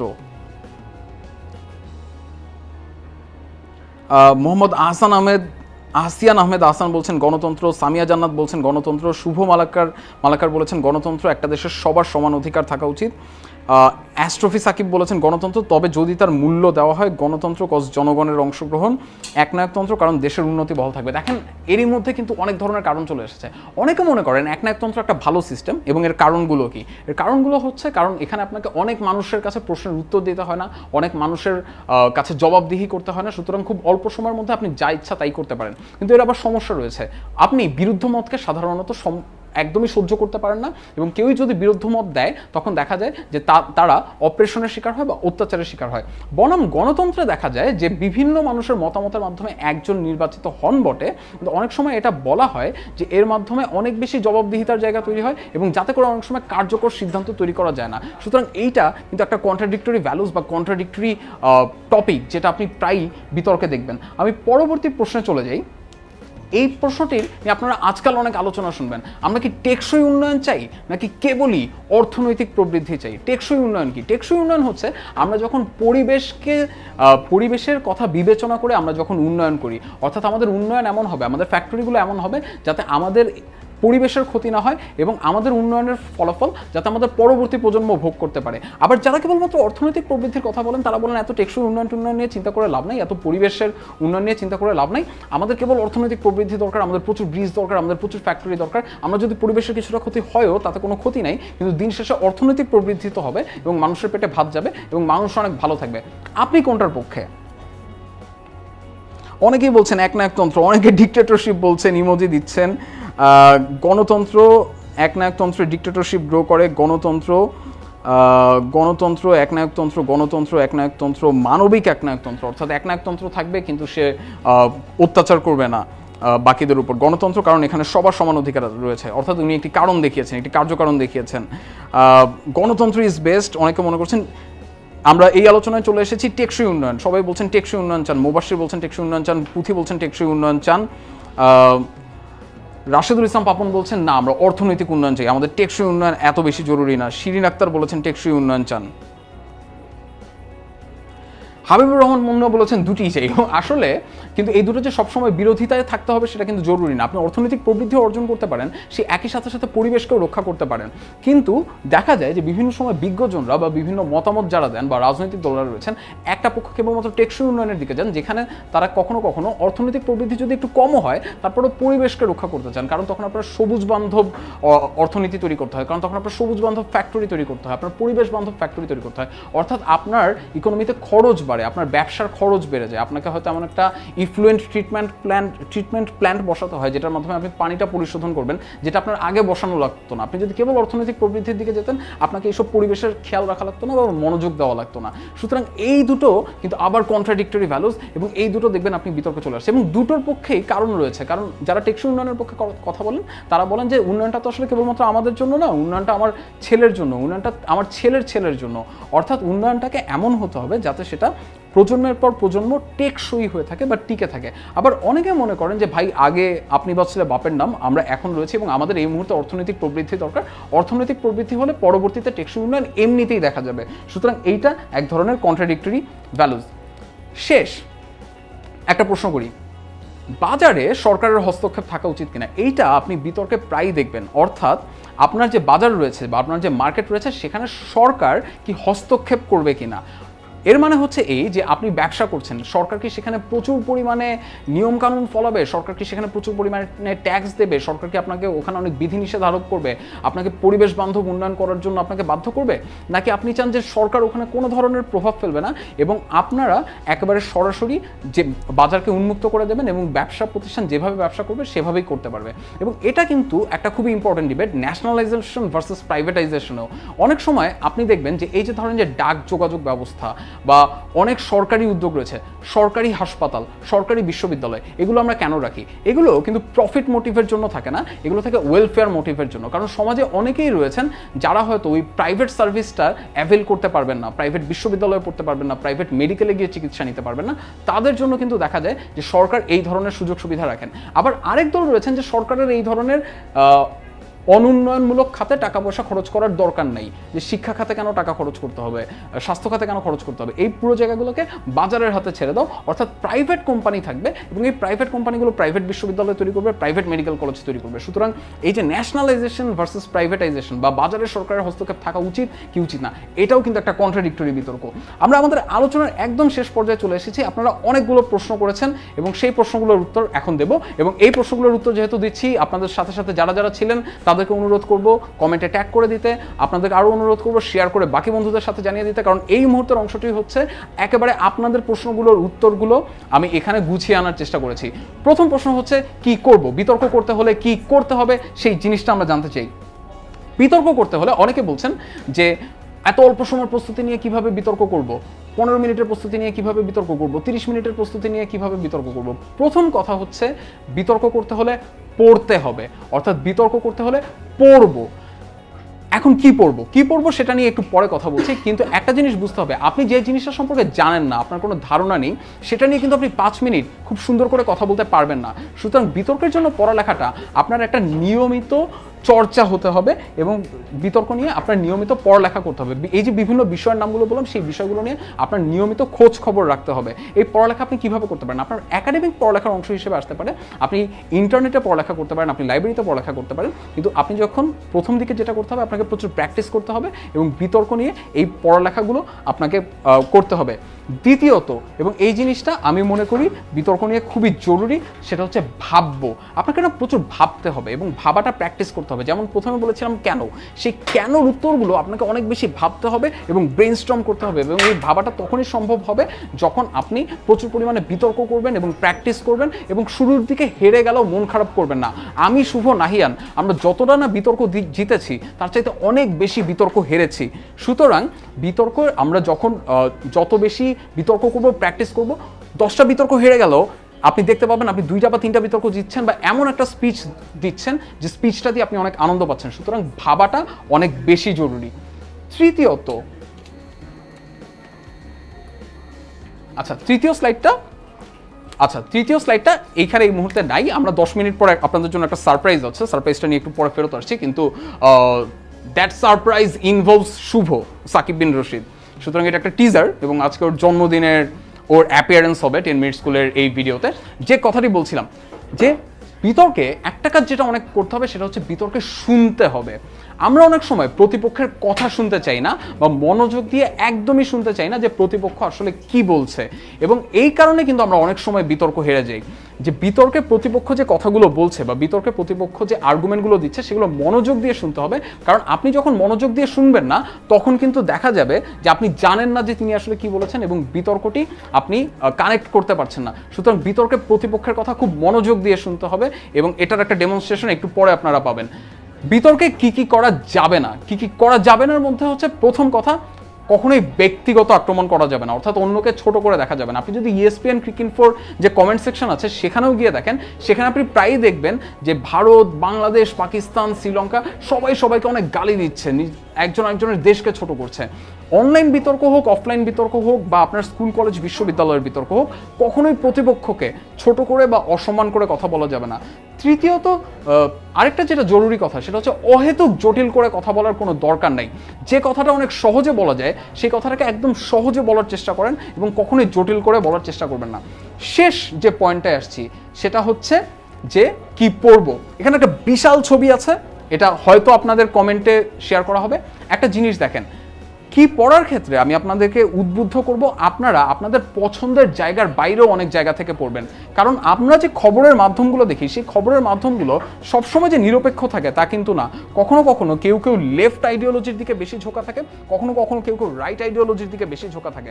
সুতরাং আমাদের সাধারণত যেটা হয়, আমরা নিজেরা যে মতামতটাকে পছন্দ করি, আমরা কেবলমাত্র সেই মতামতটাই গ্রহণ করি এবং অন্য মতামতটা গ্রহণ করি না এবং অন্য মতামতটা সম্পর্কে পড়ি না।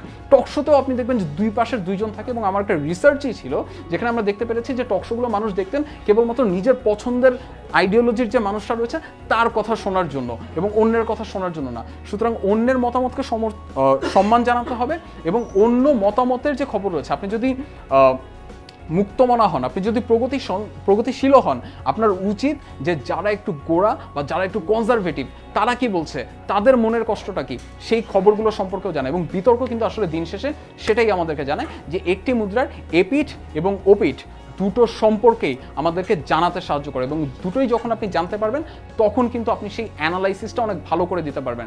আমরা অনেক সময় বলি না যে আমাকে জাজ করার আগে আমার জুতায় আগে হেঁটে দেখাও, বিতর্ক কিন্তু আসলে সেটা করতে শেখায়। কারণ বিতর্ক আপনাকে যেটা করতে শেখায়, আমরা অনেক সময় অনেক মানুষকে দোষ দিই যে কনজারভেটিভরা এরকম করছে কেন, সাদা চামড়ার লোকজন এরকম করছে কেন, কিন্তু তাদের আসলে জীবনের কষ্টটা কি, তাদের আসলে জীবনের মনোভাবটা কি এবং কেন তারা এই ধরনের একটি জায়গায় গিয়েছে, সেই জায়গাটা সম্পর্কে কিন্তু তখন জানা সম্ভব হয় এবং এটা বিতর্কের মাধ্যমে জানা সম্ভব। সুতরাং আমি যদি সাম আপ করি আজকের এই পুরো আলোচনায় আমরা কি কি করেছি, প্রথমত আমরা দেখেছি যে বিতর্ক কিভাবে আসলে আমাদের প্রত্যেকের জীবনের সাথে অঙ্গাঙ্গিভাবে জড়িত। নিজের ভেতরে সিদ্ধান্ত নেওয়ার সময় আমরা বিতর্ক করি, অন্য একটা মানুষের সাথে আলোচনা করার সময় আমরা বিতর্ক করি, এবং বিভিন্ন জাতীয় ইস্যুতে, সেটা সাকিব আল হাসান হোক বা আপনার DC universe versus Marvel universe হোক, মার্ভেলের ছবি হোক, ফিলোসফি হোক, সব জায়গায় কিন্তু আমরা বিতর্ক করি। কিন্তু এই বিতর্কগুলোর মূল জায়গা হচ্ছে কেন, অর্থাৎ কথার প্যাচ না দিয়ে বা তেনা না পেঁচিয়ে যেটা আমাদেরকে দোষ দেওয়া হয়, আমাদেরকে যেটা করতে হবে অনেক ক্লিয়ারলি এবং সহজ ভাষায় কেনর উত্তর দিতে হবে।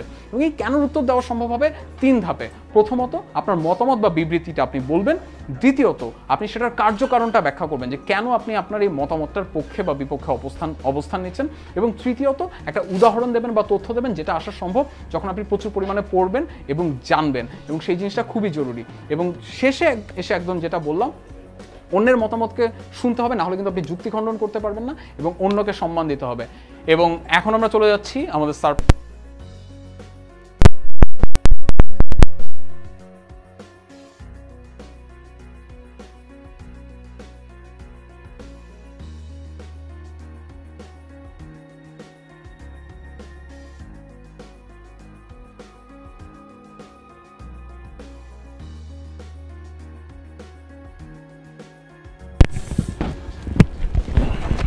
আমরা মাইক অলরাইট, এখন প্রপারলি শোনা যাচ্ছে। সো আজকে আমাদের ডিবেটের লাইভ ক্লাস হচ্ছে, স্পেশাল মাস্টার ক্লাস। তারপরে অনেকজনের অনেক কোয়েশ্চেন ছিল, অনেক কোয়ারি ছিল, অনেকে অনেক কিছু বলেছে। পরে সবার কথা শুনে যা মনে হলো, ডিবেট নিয়ে আমরা অনেক তথ্যীয় কথাবার্তা বলেছি, অনেকে বুঝেছে, কারো হয়তো বা একটু বুঝতে অসুবিধা হচ্ছে। কেননা একটা ডিবেট আমরা লাইভে দেখাই, এবং সেটা যদি হয় বাংলাদেশের দুজন বেস্ট বিতর্কের মধ্যে, তাহলে কিন্তু ব্যাপারটা খারাপ হয় না, তাই না? এতদিন আমরা একই পাশ থেকে বিতর্ক করেছি, আজকে তোমাদের জন্য সর্বপ্রথমবারের মতো মুখোমুখি। আমরা লাস্ট টাইম মুখোমুখি ছিলাম সেই স্কুলে থাকতে, আজকে এই 10-12 বছর পরে আবারও মুখোমুখি আমি বনাম ইয়াসিন শাফি। আর আমরা চিন্তা করে দেখলাম যে ডিবেটের মোশনটা বা টপিকটা এমন দেই যেন সবাই রিলেট করতে পারে। যেমন তুই যখন ক্লাস নিচ্ছিলি, তোর ওই ডিবেটের টপিকটা ভালো লাগছে, যে সাকিব আল হাসান যেমন এই ম্যাচের সময় ও নিজে মাঠে এসে সবাইকে বললো যে চলে আস। এইটাই ডিবেটে বলি, কারণ আমরা সবাই দেখছি, ডেফিনেটলি সবাই রিলেট করতে পারি, সবাই ঘটনাটা জানি। অলরাইট, স্যার কাজ করি, আমরা একটা কয়েন টস করি, টস করার পর পক্ষে বিপক্ষে যে যাবে ও চুজ করবে, ঠিক আছে? কারোর কাছে কয়েন আছে? আমরা কি একটু হাসল দেব? না, পেপার সিজার রক করি, চল। আর paper scissor rock, okay alright, ready? Rock paper scissor. আচ্ছা আরেকবার করি, রেডি? Rock paper scissor. আচ্ছা ইয়াসিন, ওকে ইয়াসিন। সো সাকিব আল হাসানের মাঠে নেমে প্লেয়ারদেরকে ডেকে আনাটা ঠিক ছিল, এটা হলো মোশন। সো পক্ষে না বিপক্ষে? পক্ষে বলবো, পক্ষে বলবো। Very good. আর তুই বিপক্ষে? সো যার হাতে বেলুন থাকবে সে কথা বলবে, ঠিক আছে? যেহেতু আমরা 5 মিনিট করে বক্তব্য রাখতেছি না, তোমাকে ডিসিপ্লিন মেইনটেইন করার জন্য যার হাতে বেলুন আমরা রাখবো সে কথা বলবে। হ্যাঁ, রাইট। সো আমি এখন বেলুনটা দিয়ে আমি চলে যাব, ব্যাপারটা আমাদের জাজমেন্ট হবে আমাদের আজকের লাইভে যারা আছে তারাই ভোট করবে। Sure. ঠিক আছে, সো ভোট করার জন্য খুবই সহজ করে দেই, ইয়াসিন শাফি ওয়াইএস, আর সাকিব বিন রশিদ এসবিআর। রাইট, ওয়াইএস এসবিআর কমেন্টে লিখো এসবিআই YS না, এই ওয়াইএস এসবিআর। অলরাইট, সো ভোট করা আমরা শুরু করে দিই। সো আমি শুরুতে বেলুনটা ওয়াইএস কে দিয়ে, আমি কিন্তু তোমাদের তার- চিফ ইন্সপেক্টর বুঝছো।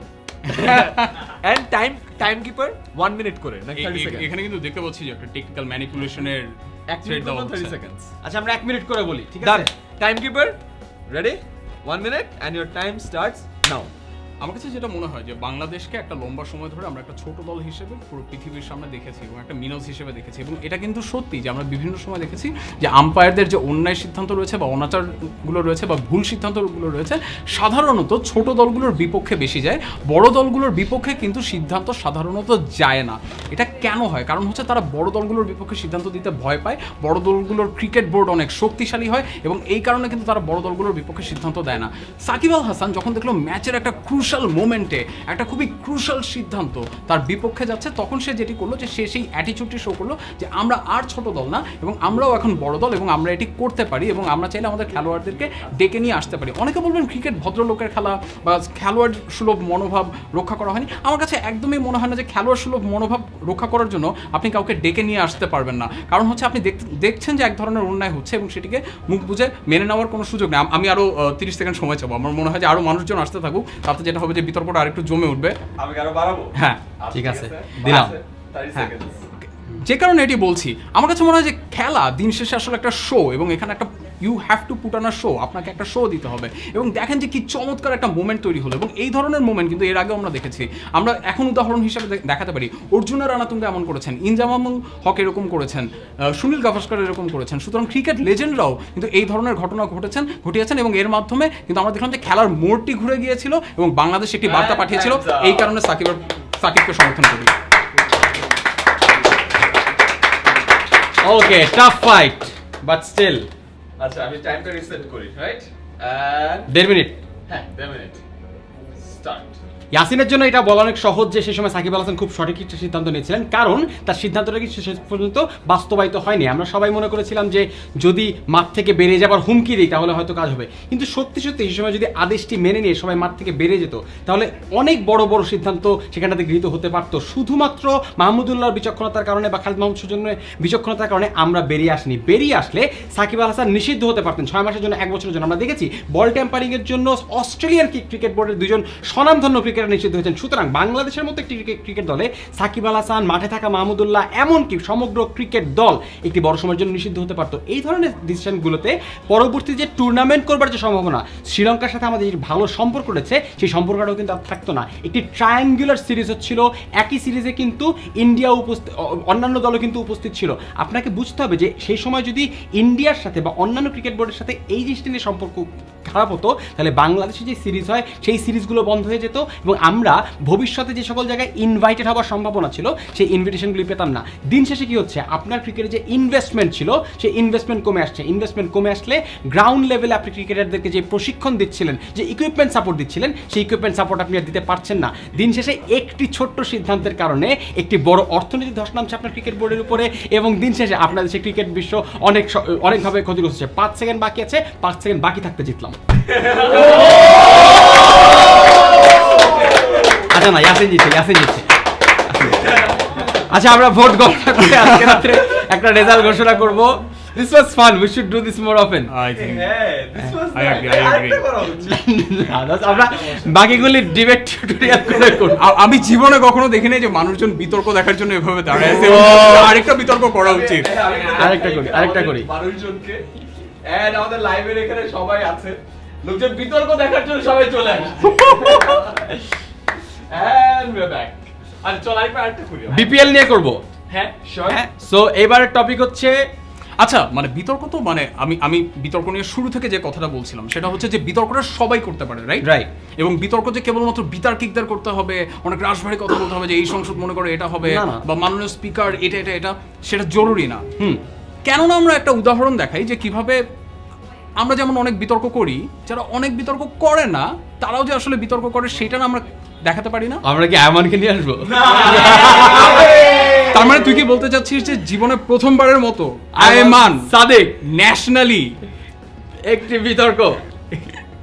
একটি বিতর্ক আমরা কি অনেক ইয়েস চ্যান্ট শুনতে পাচ্ছি অনেক দিক থেকে অনেক- শুনবো ইয়েস ইয়েস ইয়েস আমার আমাদেরকে এরকম দেখাচ্ছে দোস্ত এরকম বলিস না এরকম বলিস না এনিওয়ে আমার অনেক লজ্জা পাচ্ছে আমার মনে হয় বিতর্কটি করবে না আমরা কখনো না কখনো আয়মানকে নিয়ে বিতর্ক ডেফিনেটলি আমাকে নিয়ে বিতর্ক করাই দিব আমরা আরেকটা বিতর্ক করব Right. সেটা হচ্ছে আমরা সবাই জানি যে বাংলাদেশ প্রিমিয়ার লিগ হয় ঠিক আছে এটার পিছনে আমাদের অনেকের রাগ আছে আমাদের অনেকের আনন্দ আছে হ্যাঁ আমাদেরকে এখন যে বিতর্কের টপিকটা হবে যে তুমি বাংলাদেশ প্রিমিয়ার লিগ সমর্থন করো কি করো না ঠিক আছে ওকে Our paper scissors rock. আর হচ্ছে যারা এখন তোমরা কারা পক্ষে আছো বিপক্ষে আছো ইতিমধ্যে কমেন্টে জানাও যে বাংলাদেশ প্রিমিয়ার লিগ সমর্থন করো কি করো না কমেন্টে জানাও আবার paper scissor rock ready okay rock paper caesar হ্যাঁ ইয়াসিন জিতছে হ্যাঁ ইয়াসিন তুমি পক্ষে না বিপক্ষে বিপক্ষে। বিপিএল এর বিপক্ষে সুতরাং এইবার বিপিএল সমর্থন করি না এটা বিপক্ষে না না না না আচ্ছা বিপিএল এর বিপক্ষে বিপিএল এর বিপক্ষে ইয়াসিন বিপিএল এর পক্ষে আমি ঠিক আছে ইয়াসিন আয়মান আবারও 1.5 মিনিট সময় দাও আমাকে 1.5 minute, huh? হ্যাঁ। All right. কে বলবে first, sir? আমি All right, your time starts now. India যেই মুহূর্তে সমগ্র পৃথিবীর সবচেয়ে শক্তিশালী টি-20 দল তার পিছনে আপনি দেখতে পাবেন যে আইপিএল এর একটি বড় ভূমিকা ছিল তার কারণ হচ্ছে গ্রাসরুট লেভেল থেকে যারা ছোটখাটো ট্রফি খেলছিল রঞ্জি ট্রফি খেলছিল ইন্টারন্যাশনাল সার্কিটে ক্রিকেট খেলছিল তাদের একটা বড় ফোকাস দরকার ছিল তাদের একটা সুযোগ দরকার ছিল যখন তারা বড় বড় ক্রিকেটারদের সাথে একই মাঠে শেয়ার করতে পারবে সেই এক্সপিরিয়েন্স তাদের দরকার ছিল আপনি বুঝতে পারছেন যে রঞ্জি ট্রফির মতো জায়গায় এত বড় বড় ক্রিকেটারদের সাথে তারা একসঙ্গে খেলবার সুযোগ পায় না এই আইপিএল এর মাধ্যমে ইন্ডিয়াতে একই ঘটনা ঘটেছে একই ঘটনা বাংলাদেশে বিপিএল এর মাধ্যমে ঘটা সম্ভব এবং তাই ঘটছে বাংলাদেশের একদম লোকাল প্লেয়াররা যারা কিনা আপনারা জানেন যে বাংলাদেশে ইতোমধ্যে লোকাল সার্কিটে ক্রিকেট খুব বেশি একটা উন্নত নয় সেই মুহূর্তে বিপিএল বাংলাদেশকে সুযোগ করে দিয়েছে আন্তর্জাতিক মানে ক্রিস গেইলের মতো প্লেয়ারের সাথে মিচেল ম্যাকলেনাগানের মতো প্লেয়ারের সাথে আমাদের আবুল হোসেনরাও যদি একসঙ্গে খেলতে পারে তাদের সাথে ক্রিকেটের ট্যাকটিকগুলো শিখে নিতে পারে সেই জিনিসগুলো নিশ্চিত করার জন্য এক দ্বিতীয়ত বাংলাদেশের ক্রিকেটে অভ্যন্তরীণ ক্রিকেটে এবং স্থানীয় ক্রিকেটে কিন্তু বিনিয়োগের একটা বড় অভাব আছে অর্থাৎ বড় বড় স্পন্সর কিন্তু আমরা পাই না বিপিএল যেটি করেছে এই বিনিয়োগকারীদেরকে ক্রিকেটে ফেরত নিয়ে আসছে এখন ছোট ছোট টুর্নামেন্ট থেকে শুরু করে ট্যালেন্ট হান্টগুলোতে আমরা দেখতে পাচ্ছি অনেক টেলিকম প্রতিষ্ঠান কিন্তু ট্যালেন্ট হান্ট অর্গানাইজ করে থাকে অনেক বড় বড় কোম্পানি কিন্তু ট্যালেন্ট হান্ট অর্গানাইজ করে থাকে এই ইন্টারেস্টগুলো কিন্তু আগে ছিল না বিপিএল এর কারণে প্রজেক্টটা আবার ফোকাসে চলে এসছে বাংলাদেশ প্রিমিয়ার লিগে অনেক নতুন নতুন ট্যালেন্ট চলে আসছে যারা কিনা রেগুলার ক্রিকেট খেলতে পারছে সিনিয়রদের সাথে ক্রিকেট খেলতে পারছে এবং ভবিষ্যতে যদি দেখা যাবে যে টি-20 ক্রিকেটের প্রতি আমাদের যে ভীতিটি ছিল সেই ভীতিটি আস্তে আস্তে দূর হয়ে যাবে আমরা টি-20 ওয়ার্ল্ড কাপ জিতবো Time's up. Yes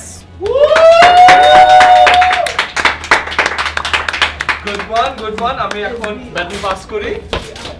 All right.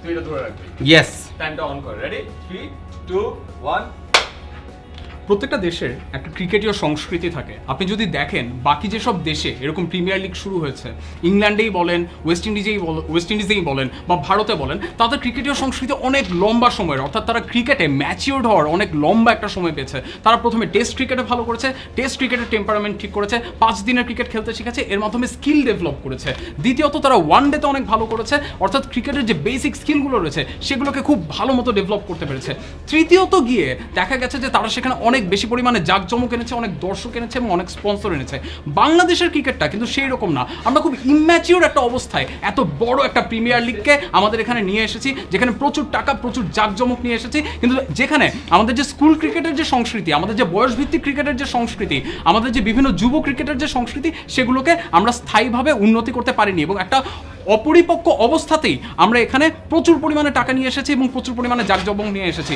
শুভর কথাগুলো নিজেই ওকে বিতর্কটি হারিয়ে দেয় কিভাবে শুভ বলেছে যে এর মাধ্যমে নাকি বিনিয়োগ হচ্ছে আপনি একটা বিপিএল এর দলকে দেখাতে পারবেন না যারা একটা স্থায়ী মাঠের সংস্কার কাজ করেছে যারা একটা স্থায়ী কোচিং ক্যাম্প তৈরি করেছে যারা একটা স্থায়ী ক্রিকেট একাডেমি তৈরি করেছে যে ক্রিকেট একাডেমির মাধ্যমে নতুন নতুন খেলোয়াড় তৈরি হচ্ছে শুভ এসে বলবে ক্রিস গেইলের সাথে খেলছেন ক্রিস গেইল মাত্র একদিন বা 2 দিন খেলে একটা বিশাল পেডে বা পে চেক নিয়ে চলে যাচ্ছে যেটার মাধ্যমে নতুন যে ক্রিকেটাররা রয়েছে তারা কোনোই এক্সপিরিয়েন্স শেয়ার করতে পারছে না বরং জুয়ারিদের বা প্রচুর পরিমাণে আনাগোনা বাড়ছে এবং প্রচুর পরিমাণে টাকা এবং জাঁকজমকের মাধ্যমে মূল যে স্কিল সেটা ডেভেলপ হচ্ছে না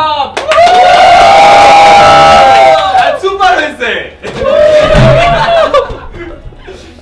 মানে this is like the Facebook reactions মানে ফেসবুকে কিছু পোস্ট করলে যখন and back this was nice আমরা এখন লাইভে কিন্তু this was super fun. Yasin শেষ করো তোমার ক্লাসটা, ইমোশনাল। True true. আমি ভাবি নাই যে আজকের দিনের শেষটা এরকম হবে, এত সুন্দর হবে। আমরাও না।